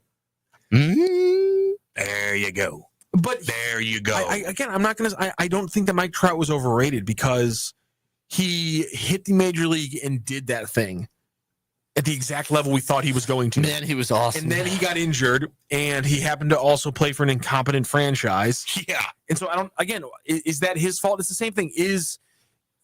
Like Eric Lindros isn't overrated because he got his dome taken off, and he never got to realize his potential. But that's a different conversation than overrated, underrated, is my point. Like, Mike Trout was that talented. And when he went up against other Major League Baseball players, he is that talented. But injuries and circumstance took him out. Same thing with Eric. Eric Lindros is a huge thing. He didn't ever reach his potential. But in the games he actually played, did he show that he had that talent? Can't do anything against him, man. Can't do anything. 6'5", 220, skating like that. You're not doing anything against him except 6'5", 245. 240. Yeah. And he skated like the wind. Cut with a neck like this, and the only way you were taking him out is the classic beat him with a pipe in an alley. Yeah, and Scotty Stevens and Darius Kasparaitis, who's not a very big guy, knocked him out. And so those guys, I wouldn't say that they're overrated because we talk about them with such reverence. They showed that they have the talent. Other things other than work ethic and talent held them back, and that's why I think it's a different conversation. But that's why I think if you talk about old players, besides the two that you mentioned, especially in the NFL, if they're retired for long enough, eventually people are going to see who they really were and that they're going to be rated right. I feel like the overrated, underrated needs to be if people actually playing. Maybe it's easier too because the hype is current. Whereas people were retired for 10 years. It is an easier discussion. Greg. Why are you taking the easy way out? Why are you taking the easy way out? There's no easy way out. Rocky IV. Strive for the hard answer. Come on, guys. This is my point. Strive for the hard answer. We haven't found a current NFL player who's overrated. Well, no. A current NFL player, you're correct, would be Trevor Lawrence. Yeah. I think that's a fine answer for current. The thing is, I need somebody a little bit. I want a deep cut veteran, or I need somebody who's been retired and we're talking about their career. Johnny Unitas, overrated. No, not at all. Oh, I got a football guy. I got a football player. Any of the quarterbacks that actually put up numbers, none of them are overrated. What about gods in my mind? Who do you think I'm thinking of? Football player that got a ton of attention in New York. Ton of attention. In New York? 70s. Namath? Joe Namath. Joe Namath. You think he's overrated? That's what a lot of people say. Joe Namath. Yeah. I want to kiss you. I have to argue against that because it was in the AFL, not the NFL. And they won it. But Joe Namath is the first person in professional football history to throw for 4,000 yards in a season. It's pretty good. And he did that before the merger, when it was the AFL, before the NFL. And then it would take, I don't know off the top of my head, but it would take, I want to say 10 years, maybe like 7 or 8 years, like the early 70s, until I think Tarkenton was the first 4,000-yard thrower in the NFL. But Namath did that before the NFL merger. So the fact that Namath could throw for 4,000 yards like that, I don't think you can overlook the absolute talent of Broadway Joe. And he won that Super Bowl. He called his shot and he won that Super Bowl. Yeah, he did. So I think a lot of people properly rate him where he is, which is behind a lot of the more pure throwers of that era. But again, first guy to ever hit 4,000. Credit to Randy Carricker for teaching me that one. Oh, Randy. Who was the first 5,000? He'll teach you a lot. Trivia. Who's the first 5? So Dan Marino throws for 4,800 in his rookie year, and then his sophomore season throws for 5,000. No, I believe it looks No, it looks like this might have been his rookie year. Was 5,084. 5,000 in his rookie year? I thought it was 1984, and it doesn't 4,800. No. It is. You're right. No, he barely plays his rookie year. You're right. It's the first year he really plays. It is his second year, 84. So it's 5,084. So I don't know why I thought it was 4,800. But did he come close to winning a Super Bowl? Dan Marino, unfortunately, not even close. They came close a couple times, but I mean, they were. And Ace Ventura, he almost did it. Well, laces out, Dan. Laces out. Oh my God! And then it would take till 2011 with Drew Brees for another 5,000-yard passer. So Marino loses the Super Bowl in 1984 to, I want to say that's the San Francisco 49ers. It is. He gets absolutely drubbed. They're down 28-16 in the first half because Joe Montana is hooking up with Carl Monroe, Roger Craig. He gets a rush in himself. Yeah, Roger Craig had a game in that Super Bowl. So Dan Marino loses the Super Bowl in his MVP season of 84. He throws for 5,000 yards. Trying to look at every other season he played. They lost in the division. They lost in the conference finals. So they made 2 conference finals, lost both of those. Or they made under him. They made 3 conference finals and went 1-2 in those. So they lost the Super Bowl and they went to the Super Bowl in 82, but that was quarterbacked by David Woodley, excuse me. So yeah, he had 3 chances to get to the Super Bowl, made it 1 time and lost that chance to Joe Montana and the 49ers, which no harm, no foul. Everyone who played the 49ers in the Super Bowl lost to them. They lost, baby. Did you guys ask Kat if he's worried after Cam got laid off his job the other day? What? What'd I do? I think we were talking about how the effect that the simulcasting change is for you. Yeah. Because now Joey, I'm the one that gets affected. Yeah, because now Joey doesn't have to go to a different broadcast. Yeah. So yeah, you really did get hosed. I got hosed. And you weren't even named in the presser. No, why would I be though? Because you did half the games. Yeah, but still. So you're not doing color anymore? Well, no. Joey and Curbs are. Neither is Jamie. God dang, that sucks. Jamie and of course John Kelly. People are like, all the Blues fans are petitioning to have a sign-up petition. to get John Kelly. You got to let it go. Okay. No, yeah, you got to let it go. Tom, you got Thomas. I love you, Thomas. Oh, is that Tom? Is that Welchie? Tommy Welch, yeah. Yeah. Who I love. Shave this. I love you. I shave this guy. Just calm down. It's all good. You gotta let it go. We all hate it. But it's just the way the business is, baby. You know, 100%. I think I'm gonna do. I'll do something. You're probably. I was gonna say, are you gonna be a sub now for pre and post? I'm sure I'll be in the mix. They don't even know exactly what's going on with everything. But like you look at on the panel, it's like you got Bernie Federico, you got Jamie Rivers, he was doing everything, and then you got Chris Pronger. So like, whose spot am I gonna take? You know what I mean? It'd be nice to fill in. Might have to do the Jumbotron. I'll do that just to be in the mix.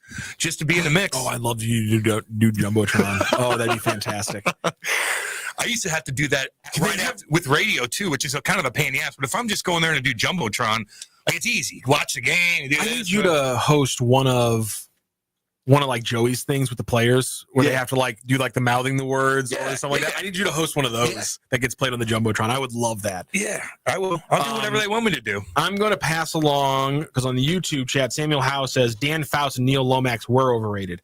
I'm going to report you to Randy Carricker, and you're going to get a nice scolding. You will get a scolding later on. A beat down. Randy will get you. Dan Fouts, an absolute monster. Have you ever beast? I mean, what he and the Air Coryell system did for you to come after just the Air Coryell system is also I'm mad at you as a St. Louis, and how dare you, Samuel? Is it weird that I don't know who you're talking about? No, not at all. Okay, Don Coryell. It's not. I'm just asking. No. You are okay. You are fine to not know. You're fine to not know what I'm talking about. Dan Fouts was a quarterback for the San Diego Superchargers back in the day, and he ran one of the greatest systems in NFL history for the San Diego Superchargers, which was spearheaded by former Big Red coach Don Coryell, and it became known as Air Coryell. And the big thing about it, as I am just absolutely I like that thing. I like what you right now. I like Good Lord, what am I doing? your iPad's cool. Samuel Howell asks, how many championships did they win? I gotta freaking couldn't spell Dan Coryell to save my life. That right there. So or Dan Coryell, Don Coryell. God, I'm 1-0. Come on, Rock. Rocking a long night. Yeah, you're right. They didn't win any Super Bowls, but Coryell's career winning percentage is 57%. Damn impressive. He had 3 consecutive 10-win seasons in a 14-game season for the St. Louis Cardinals in 74, 75, and 76. And then again, he takes over the Chargers. Again, goes through a run with 3 straight double-digit win seasons. And the entire time he's playing for 2 franchises who are notoriously known, both then and now, for not having the money to buck up and pay big name players. And you come after, and he develops this Air Coryell system, this wide open passing system that incorporates the tight end in a way that had never been used before. So Kellen Winslow, the Mizzou star, becomes a Hall of Famer because he's using tight ends in a way that we've never seen. He also had big name tight ends here in St. Louis, Jackie Smith. So I'm not sure if the years overlap there, but I just wanted to throw out Jackie Smith because we don't nearly give Jackie Smith enough credit for being one of the best tight ends in NFL history. But the bottom line is Air Coryell opens everything up. They start throwing the ball. They get vertical. They get the tight end involved. And so Dan Fouts puts up these huge numbers for San Diego, and I will not hear anyone disparage. Supercharger. That's a badass name. That's what they were called originally. Instead of the San Diego Chargers, they were the San Diego Superchargers. I like that. Yes. And it had an awesome fight song, San Diego Superchargers. Kellen Winslow. Awesome. What about Kellen Winslow Jr.? No, we don't talk about him. We don't talk about Kellen Winslow Jr. Nope. We don't talk about Kellen Winslow Jr. Remember the time he's in I'm a soldier. No, we don't talk about him. No, you're not. You're a football player. You're not a soldier. Sit down. And then bad things. Really bad things. Older lady? Like a grandmother? I don't know I think it was like an 80-year-old. Yeah. What a psycho. Rock, somebody chimed in this. I don't know what the hell he's talking about, but I'll read it to you anyway because it's soccer stuff. He goes, but I could barely see it. Borussia Dortmund. Borussia Dortmund? This was a while ago.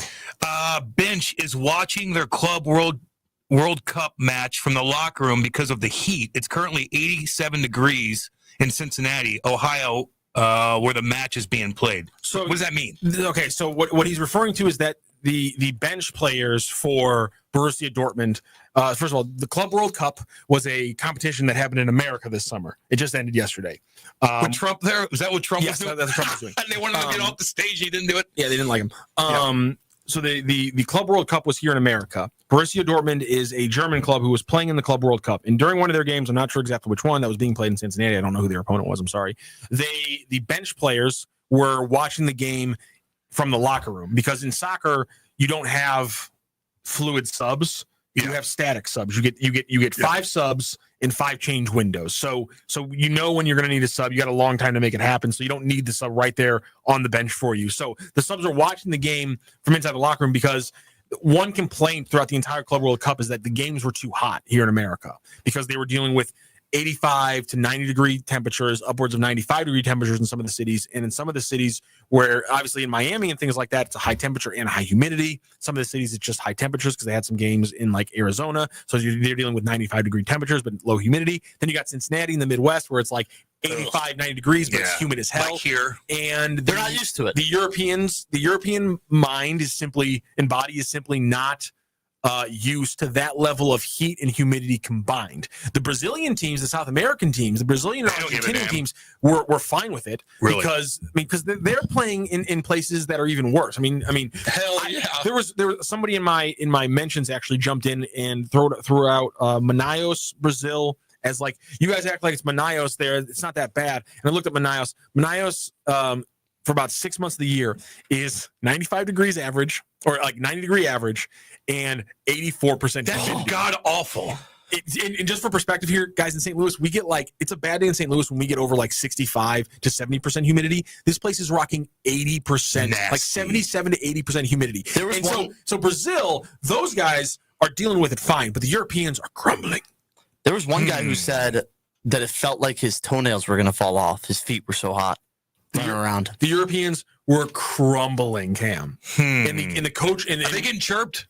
Yeah, they're getting chirped. I mean, but it's brought up a lot of discussions on Twitter, because Britain went through a heat wave the other day where it got up to about 85 degrees, and I understand why people in Britain are complaining, because they don't have AC. They don't have AC anymore. And apparently, there's also regulations about being able to open your windows and stuff all over the country there. So you can't like open your windows to get any airflow. So people are like baking inside of their apartment and stuff in England, while it's only like 80 degrees. So Americans are like, you guys sound like a bunch of wimps, but they don't have AC. But why? You can't buy AC, an AC unit for your house in Europe? I'm not sure. I think there's like just a little. Some AC countries have regulations against AC units. I know some countries don't, but the bottom line is, yeah. And there's also the Europeans were getting angry about suspending the game for lightning.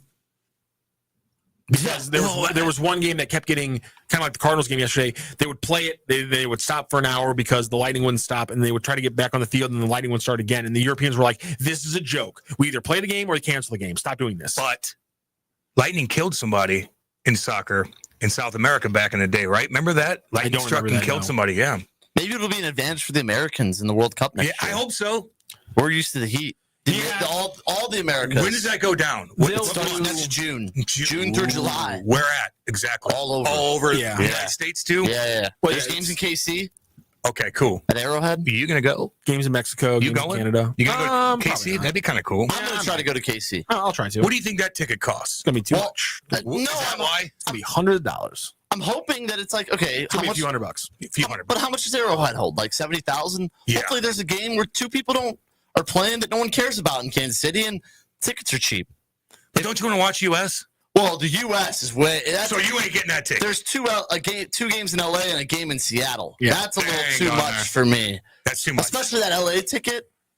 Yeah. At SoFi, that's gonna be expensive. Oh, get out of here. So get me to KC. Yeah, okay. 4 hours away for the World Cup. Tunisia versus China. No one's gonna care.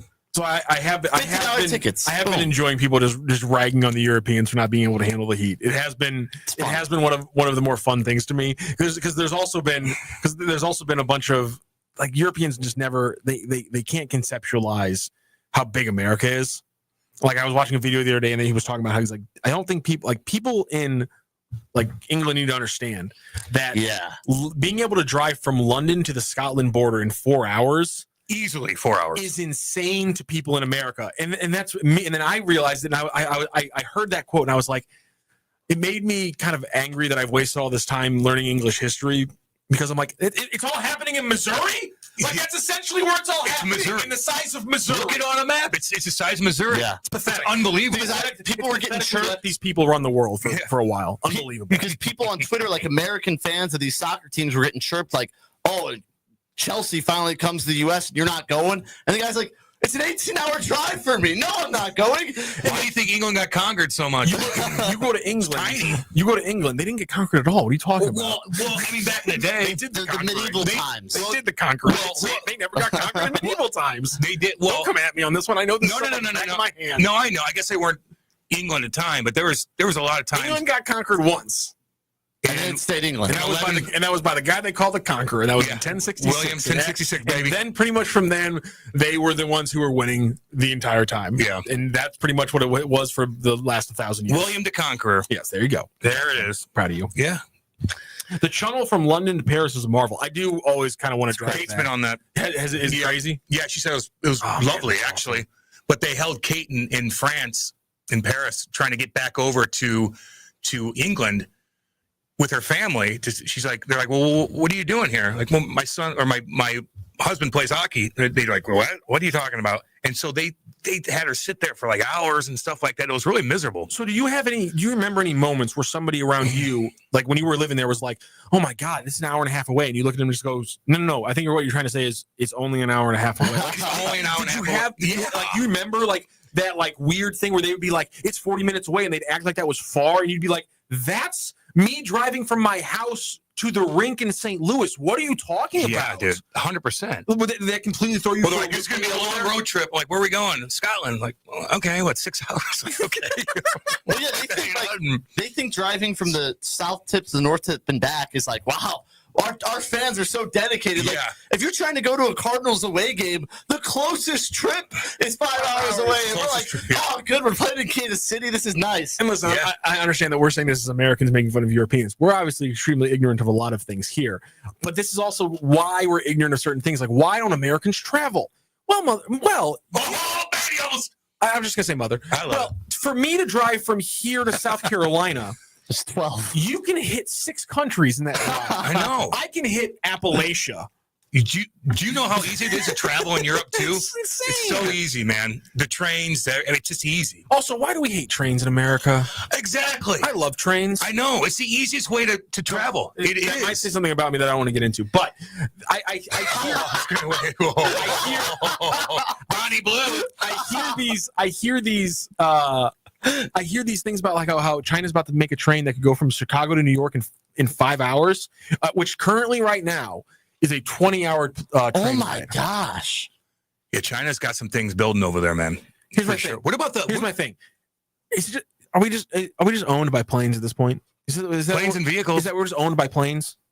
That sucks. Yeah, I mean, I guess so. Why can't we get high-speed trains here? We did at the beginning. Built them pretty quick. Like I'm going to, like, through mountains on a smaller schedule. I'm going to San Francisco in September on a little trip. I'm not even joking. I am legitimately excited as hell to wake up, walk to the streetcar, get on a streetcar, and take it to Fisherman's Wharf. Yeah. I am legitimately stoked to do that because I am such a nerd about useful public transportation. Which again might say something about you. Also, yes. I got used to it even living in Jersey, man. Take the train everywhere. Take the train in, take the train out of the city, this, that, and the other. It's really easy, relatively cheap. You know, I didn't notice any like riffraff really too much on there. So many people use it. So I don't know. I don't know why they didn't do it. Didn't they have something underground that they were going to build? Where? Here. In St. Remember, Louis? I forgot what it was. Not in St. Louis. It's in the U.S. They dug underground. It got from the subway. No, it's called the E. It's called something. I hate you, Grant. And no, it's not the subway. The man lived in New York. I didn't go on the subway. Think he didn't know the word for subway? Yeah, no, I didn't go on the damn subway. I'll tell you that. I was more sarcastic. Are you talking about Hyperloop? Hyperloop. Thank you very much, Matt Rooster from Birmingham. Thank you, Rooster. Hyperloop. I mean, I think it was so fast. that you can get from here to California in, I don't know, an hour, whatever it was. Something crazy. They were talking about the Hyperloop from St. Louis to Kansas City, and I think it would be a train ride that would have been 90 minutes. That'd be St. Louis to Kansas City, and I'm telling you what, man, it's a complete game changer. No doubt. Like for me personally, I know I make you will hear me now in the past and in the future make fun of Kansas City a lot. But I have a lot of friends who live over there, and the ability just to be able to visit them in 90 minutes instead of 4 hours, it's a complete game changer. No doubt. Chicago too. Chicago too, same thing. 314-618 chimes in and goes, Rock, the European soccer players are used to playing in the winter. I agree they need to stop whining about the heat. Some reason some of the best don't go play in the worst conditions in Europe. Shouldn't need to wear gloves to play a match. Father White. Yeah, I mean that's why there's different seasons across the Scandinavian countries for the most part play a different schedule than the more southern European countries for that exact reason. That's a good point, because they don't want to play in their winter because it's so oppressive. He's not wrong. I went to San Francisco in May. Everything bad you've ever heard about San Francisco is total BS. It was clean. There weren't a lot of homeless people. Everybody was beautiful. The weather was beautiful. Public transportation is extremely easy. San Francisco is awesome. I would move there if I had money for it. Okay, fine. I agree with that. I love San Francisco. I went to Seattle with the Blues for 4 days, and there were so many homeless people there. It was unbelievable. Young kids shooting up needles. You're walking past needles everywhere. So I don't know, man. Like maybe the part that you're at wasn't bad. But did you say Seattle? Seattle, but Seattle and San Francisco kind of. They're different cities, Cam. No, I know, but they have the same reputation as far as. I see what you're saying. They have the same reputation, but you shouldn't be surprised that there's such a stark difference between the actual cities. Well, no, I know. I've been to them, both of them. I travel more than all you guys. Remember that. But I'm just saying, it was really, really bad. Okay, we're going to go to break. We'll be back. This is Hot Take Central 2.0. In your city with Kelly and Gordon. It's the hottest happy hour in STL radio. A high-energy, high-impact weekday radio show blending relationship values, celebrity buzz, community love, and sharp business insight. This is where storytelling meets strategy. It's the pulse of the city, bringing the energy, stories, and voices of STL to life. In your city with Kelly and Gordon. Weekday afternoons at 4, only on the Blue Information Station.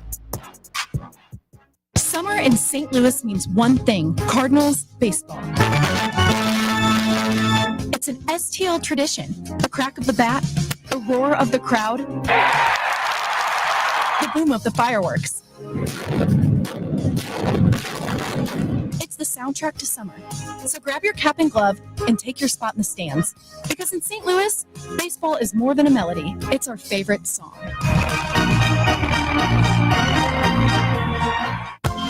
Hi, Barbie. It's time to sparkle and shine at Barbie Game Day on Wednesday, July 30th at Busch Stadium. Grab a special theme ticket and take home an exclusive Barbie Cardinals jersey, where glam meets game day. Dress in pink, bring your squad, and celebrate the brand that proves you can beat anything.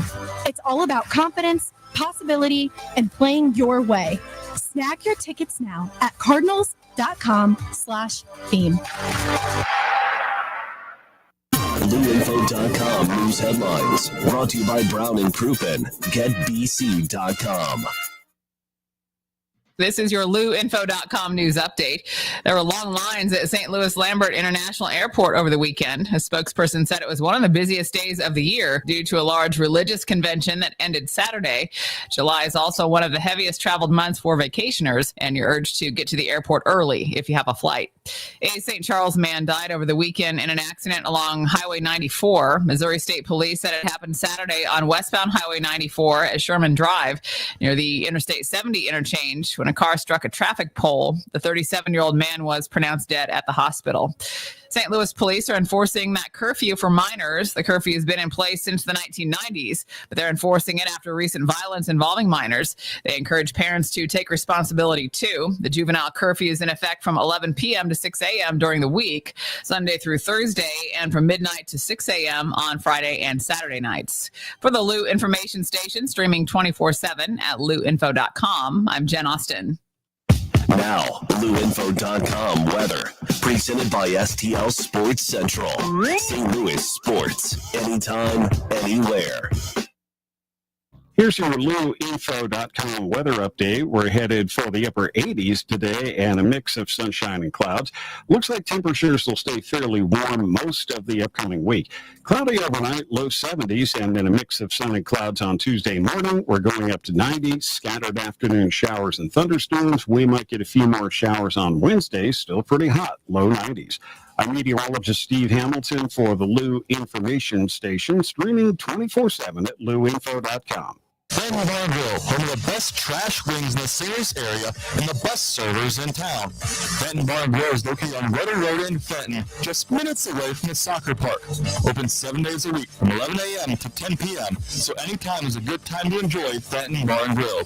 While you're there, say hi to Chuck, the 2024 Maitre D' of the Year, and know you'll always be around people that love sports. It's a guaranteed great time at Fenton Bar and Grill. Learn more at FentonBarandGrill.com. The choice of a lawyer is an important decision. It should not be based solely on advertisements. Not sure how to get a lawyer after an accident? Call Brown and Crouppen. We'll walk you through it. Worried it'll cost too much? Here's a fact. At Brown and Crouppen, you pay nothing up front, and we never get paid unless you do. When you're our client, you'll have all your questions answered, all for free. Hurt? Get the facts and help you need. Call Brown and Crouppen now.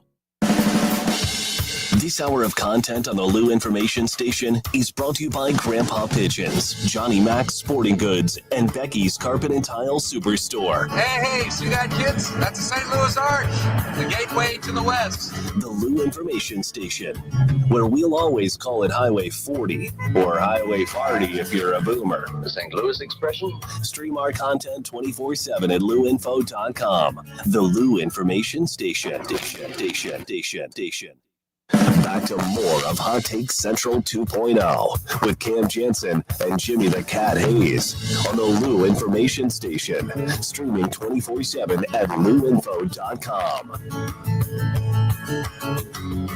Yeah, baby, 9:47 on a Monday, Hot Take Central 2.0, Lou Information Station, live and on demand at louinfo.com. You can call in 855-282-8255. You can text in at 314-590-3770. We're on YouTube, Lou Info on YouTube. You can just jump right on there. Cam Janssen, Grant Salzman doing our thing. We were just talking about the golf fight with the guy I played hockey against, Nick Tarnasky. Beat the hell out of this guy who was just a mumbling drunk moron. Trying to fight him, starting all this stuff, being just a jackass on the course. You know, you're paying money on these courses, man. It's expensive. Like you don't want to be around morons. You don't. Like it's you just don't want to be around morons, man. They could ruin your day. And so Nick Tarnasky beats the wheels off this guy, throws him in the lake twice, basically. But the guy came out and filmed himself and apologized. And now he's getting he got bashed so bad. But then he came out and he just humbled himself a little bit. And I think people are kind of turning and saying, "Hey, man, we get you. You messed up," and and it's kind of sliding the other way as far as people chirping like they kind of like him now. So all you have to do, man, is just come out and just be like, "Hey, I messed up. Like that was my 36th hole or whatever it was. I've been drinking all 36 beers, probably 36, probably more than that. More a beer a hole, 2 beers a hole. Like you're wasted." But he came out and looked vulnerable again, and now people are kind of turning against him and saying, "Yeah, man, I like that." So he really wasn't that beat up either. He didn't look beat up at all. No, it was a respectful beat up. I wonder what he was getting bagged in the back of the head, maybe. It was it was more of him throwing. I don't know if all the punches connected. Yeah, I don't think they landed. He was going bang, bang. I was wondering if there was going to be a lawsuit out or something like that, but I think this guy's like, "Man, no, dude, but technically, it was self-defense. He went at him first. What are you supposed to do there? He was trying not to fight. Well, he even said, what's his last name? Tarnasky. Tarnasky even said, "I don't want to fight you." So it had been obvious. This had been brewing. The guy had been trying to fight him, and then eventually comes after him. So Tarnasky throws him in the lake. I guess you would be like, "Let me play through." And the guy said no. And so, because they were stumbling around. Taking forever, which, dude, pace of play is everything, man. Mm-hmm. Don't be looking for your ball for 20 minutes. Like, there's a pace of play. Even on the carts now, they'll ring the cart and be like, no, speed it up. Or we'll shut this thing down and you're done. And rightfully so. So anyway, that was interesting nonetheless. Let's see here. Can the two of you please come into the show every morning together and just team up on Cam? It's funny hearing two young people talking with the old folk on here. We'll make it a segment. Am I old? Am I considered old? 41? No. Jim's old. Jim's older. Jim's 60 something, 62. 62. I'm 41. You got youth. Is that what he's talking about me? I guess am I he's the old talking about person you. now? How old are you now? I mean, I'm 22, so I guess compared to me, you're older, but you're only a few years older than Rock. What's Rock, 33? I don't know. I don't know I can't tell by looking at him. Well, like he looks young, but he could be older. When I first got here, me and another guy, an intern that was hired, we were talking, and I was trying to figure out how old Rock was, because you could tell me he's 25, and I'd believe you. So would I. And then he tells me, I graduated from Mizzou in 2013. I was like, oh. So you're 2013, so what is it? So he 12 years ago, so he's about 33? Yeah, okay. Yeah. I mean, hell, he was working here when I first started. Yeah. He was in the game back at in St. Charles, man. So I don't know if you're around when I predict Derek Lewis, who's a UFC fighter, big guy, heavyweight. He came out on a podcast months ago. Derek Lewis, the one from St. Louis, right? I don't think he's from St. Louis. But he just fought. Was he the one that just fought? Yeah. He takes his pants off. Yeah. What are you going to do after this? He's like, my wife's going to get it. Yeah. The icy hot guy. Yes. I'm familiar. But he came out on a podcast months before this fight, and he said the UFC is rigged. Yes, that was what we were talking about. Yeah. It's like the UFC is rigged. I was like, what? Like, okay, like how do you get away with that without any of these guys talking when they retire? Because you know how loud they all are. He's like, well, watch. I'll knock the guy out in the first round. He didn't. I think it was the second round, wasn't it? I thought it was the first round. Maybe. So then you kind of look at it like, if it's a second round, then I guess that doesn't matter. But I thought it was the first round. He just pounds him, knocked him out. I'm like, interesting. I'm surprised Dana didn't come out and say something.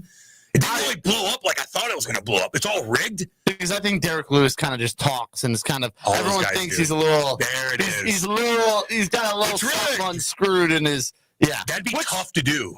Which, if you're beating people up for a living, it's going to happen that maybe you have a screw or two loose. I would say maybe in boxing here and there, maybe that could happen. But UFC, like these guys are all like, I don't know. It would get too much pride. It would get out. They'd be like, screw this, man. Everybody's chirping because, oh, God, here's Vic. Look how big he is. Jeez Louise. Vic's a big guy. He is a monster. Yeah. We're about to do our Mizzou. Why don't you let him? Why don't you let him in? Oh, I got to let him in. Is that why he's coming in here? Yeah. He is a monster. There we go. He play football? Yeah. And then I was at Mizzou. Yeah. God, he looks young, too. Yeah. Why does everybody look young and I look old? Someone says, or Boone D says, Cam, I'm 45. We're old. I swam at the beach Saturday, and now my back and arm hurt. Oh, dude, I get that, dude. I golfed the other day, and my back hurts. Then I skated the next night, and I'm like, dominated. Don't get me wrong. But my body's shutting down, man. Cam, speaking of skating, you want me to tell you something that you'll be real mad at? Well, yeah. I've never skated my whole life. That's okay. My whole life? Why would you? I don't know. Are you going to go on a pond? I feel like I should learn how to skate. Why? I roller skated. Oh, what are you going to do with it? That's true. What are you going to do with it? Cute little date. Ice skating date. Yeah, but if you don't know how to ice skate, I wouldn't take the date on an that's ice true. because you are going to fall and bust your head open, and you're going to be holding hands. Because my girlfriend used to do figure skating, so she knows. She knows how to skate. Yeah, but I'd embarrass myself. You're going to be holding her hand. True. Like that's true. While she's skating with no helmet on. And you're going to drag her ass down, and you're both going to hit your head on the ice, and she's going to break up with you. And she's going to break up with you. I hope not. Maybe if I go to Rockefeller Center, I'll skate. I'll ice skate there in New York. Pretty cool. But, like, you're from way out there. I don't know. The Blues got me into hockey, dude. I started rollerblading at a young age. I had a concrete basement. We rollerblade in the basement every single second of the day. We would be obsessed with it. I'd rollerblade outside. I'd rollerblade. And that's what kind of, then you start ice skating. But you can only ice skate certain times. Like, everybody's like, I grew up skating on the pond. Can't do that here unless you want to drown and fall right through the ice. There is a rink like 10 minutes from me, but, like, I don't know. You didn't get into it. No, it was football, basketball, baseball. Have you ever get punched in the face? I've never been punched in the face. Good. I mean, I've gotten them like in football, but I normally had a helmet. Have you ever been in a fight? In a football fight, but it's a fight. No. You never got clocked by anybody. No. Good for you, man. That just means you don't have a big mouth. It's true. And annoying. You know what I mean? Or a bully or whatever. I got there was times in football where I was the reason a fight started. I was like blindsided, and then people were. So but that's different. That doesn't count. I wonder how many people in this whole studio have been literally punched in the face by somebody. Have you? Well, yeah. Obviously. I mean, outside of hockey, how many fights? God, tons. I had an older brother. I wanted his buddies were older, 2 years older, and that's a big gap when you're young. 2 years is a big difference, and they would be on me, and I'd have to fight them. You know what I mean? That's the younger generation, though. I feel like there's less fighting in my generation, and rightfully so, man. Like the stuff I did when I was a kid, like you can't really do that now. Hell, I was fighting guys in the 90s, 5th grade. Yeah. In the bathroom. Raven Whitlock, he beat my ass. You know what I mean? Like, I just remember that. I remember fighting in high school and stuff like that. I was always in a mix with stuff. Not that I don't know what I just was aggressive. You weren't trying to be. I would get mad. Like, you don't bully me around. I don't take that, man. I don't put up with that crap at all. Let's see here. Oh, how about that kid that got drafted by the Angels? The kid that got drafted by the Angels, they showed a clip of him, like a little clip of him sliding. Oh, that's the Mets. My bad. Mets. Yes. My bad. I was trying to find out. He acted like the third baseline was a fatty. Yeah. Was a gangster line, a yayo. So he slides in the third. He's like, yeah. And he takes his nose and he goes, like he just snorted a fat line right off the third baseline. That was pretty funny. I'm sure he got in trouble for that. He did. He did release an apology. Oh, okay. Whatever. And then I think he might have got suspended a game. A game in baseball, whatever, you know. It's an off day. It's an off day. Finally get an off day. Yeah. Oh, man. What are you guys going to talk about today on your show? We got Mike Kelly coming on. Oh, cool, baby. Top of the hour, the voice of the Tigers for He's got a damn good voice, man. Yeah. Basketball, football, going to talk to him a little bit. Vic and I are going to be chopping it up a little bit, and stay tuned because we're going to be on. So why is Vic on with you today? Vic, we've had some technical difficulties from his studio, so we're just going to make sure nothing happens. He's just going to come in while we get everything fixed. That's cool. Yeah. Cool. I don't know where he lives, but God, he's a big guy. He's a big guy. Holy macca, totally.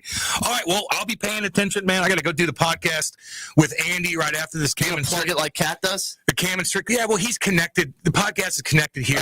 Although if it wasn't, he'd still brag about it every day too. But if you guys want to check out the Cam and Strick podcast, we just had Ryan Reeves on and blew up pretty good. He can fight. Well, hell yeah. He's very tough, man. He took my job. Took my job, baby. It's a terrible feeling when somebody takes your job. It's a terrible feeling, but it is what happens to everybody. Happens to the best of them. So, all right, guys, we will see everybody tomorrow. Hey, man, appreciate you coming in today. Thanks for having me, Cam. Maddie White will be in with me tomorrow, and then we'll have Jim back on Wednesday. So we're just going to get through this week. But thank you guys for listening. We'll see all you tomorrow. This is Hot Take Central 2.0. All aboard! There's a new way to travel, and it's one of the oldest forms of transportation. Travel by train. Yes, consider traveling around the United States on Amtrak. Traveling by train is a lot less of a headache than taking a plane, and you'd be surprised how many places you can go on an Amtrak. And there's no passports or IDs needed. Find out how to get where you're going as soon as tomorrow by train. Call the Amtrak Travel Hotline right now. We'll book your trip and email your tickets within minutes. Skip the drive to the airport and skip the lines. Call right now to book your Amtrak reservations. We service most of the United States. Do something new. Travel by Amtrak today. 800-428-9517. 800-428-9517. 800-428-9517. That's 800-428-9517. Let's talk about your health insurance. There are a lot of reasons why people need affordable health insurance. But here's the bottom line. You know you need affordable health insurance. For you, a spouse, a family member, whatever. I'm going to give you a free hotline to call to find affordable health insurance that can cover all your health insurance needs in case you get sick or have an emergency. Plus, cover vision, dental, and more. And there are no long-term commitments. You can keep your plan as long as it's affordable. And for the price of a cup of coffee. We're not talking about one of those fancy coffees. For the price of a regular cup of coffee a day, you can have quality, affordable health insurance. Call the health insurance hotline for a free quote. 800-373-8414. 800-373-8414. 800-373-8414. That's 800-373-8414. The Lou Information Station, 590 AM KLIS, Wood River, St. Louis. Texas, a little over a week after the deadly 4th of July weekend floods, which killed around 130 people. Texas Governor Greg Abbott said water rescues were carried out yesterday in 3 counties, and some communities were under evacuation orders. The President and First Lady will be hosted by King Charles III at Windsor Castle when they travel to the UK in September. Fraser Knight reports the trip follows a visit to the White House by the British Prime Minister earlier this year. Keir Starmer invited him on a second state visit back in February. The answer is yes, and we look forward to being there and honouring the King. Usually, US presidents on their second term would only meet the monarch for tea or for lunch, but the red carpet will be rolled out again for Donald Trump. Trump visited during his first term in 2019 when he was hosted by Queen Elizabeth. 4 visitors to the International Space Station are on their way home after nearly 3 weeks in orbit. The crew includes astronauts from India, Hungary, and Poland, led by retired NASA astronaut Peggy Whitson. Dragon separation confirmed.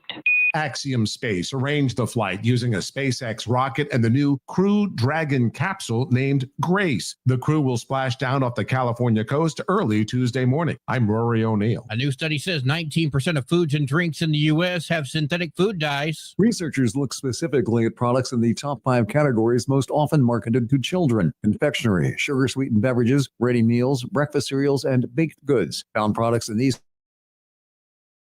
categories were dyes. The average sugar content of products with synthetic dyes was 141% more than those without dyes. I'm Mark Mayfield. AAA reports the national average price for a gallon of gasoline today is $3.15. Mono County, California is up to $5.82, while Simpson County, Mississippi is down to $2.54.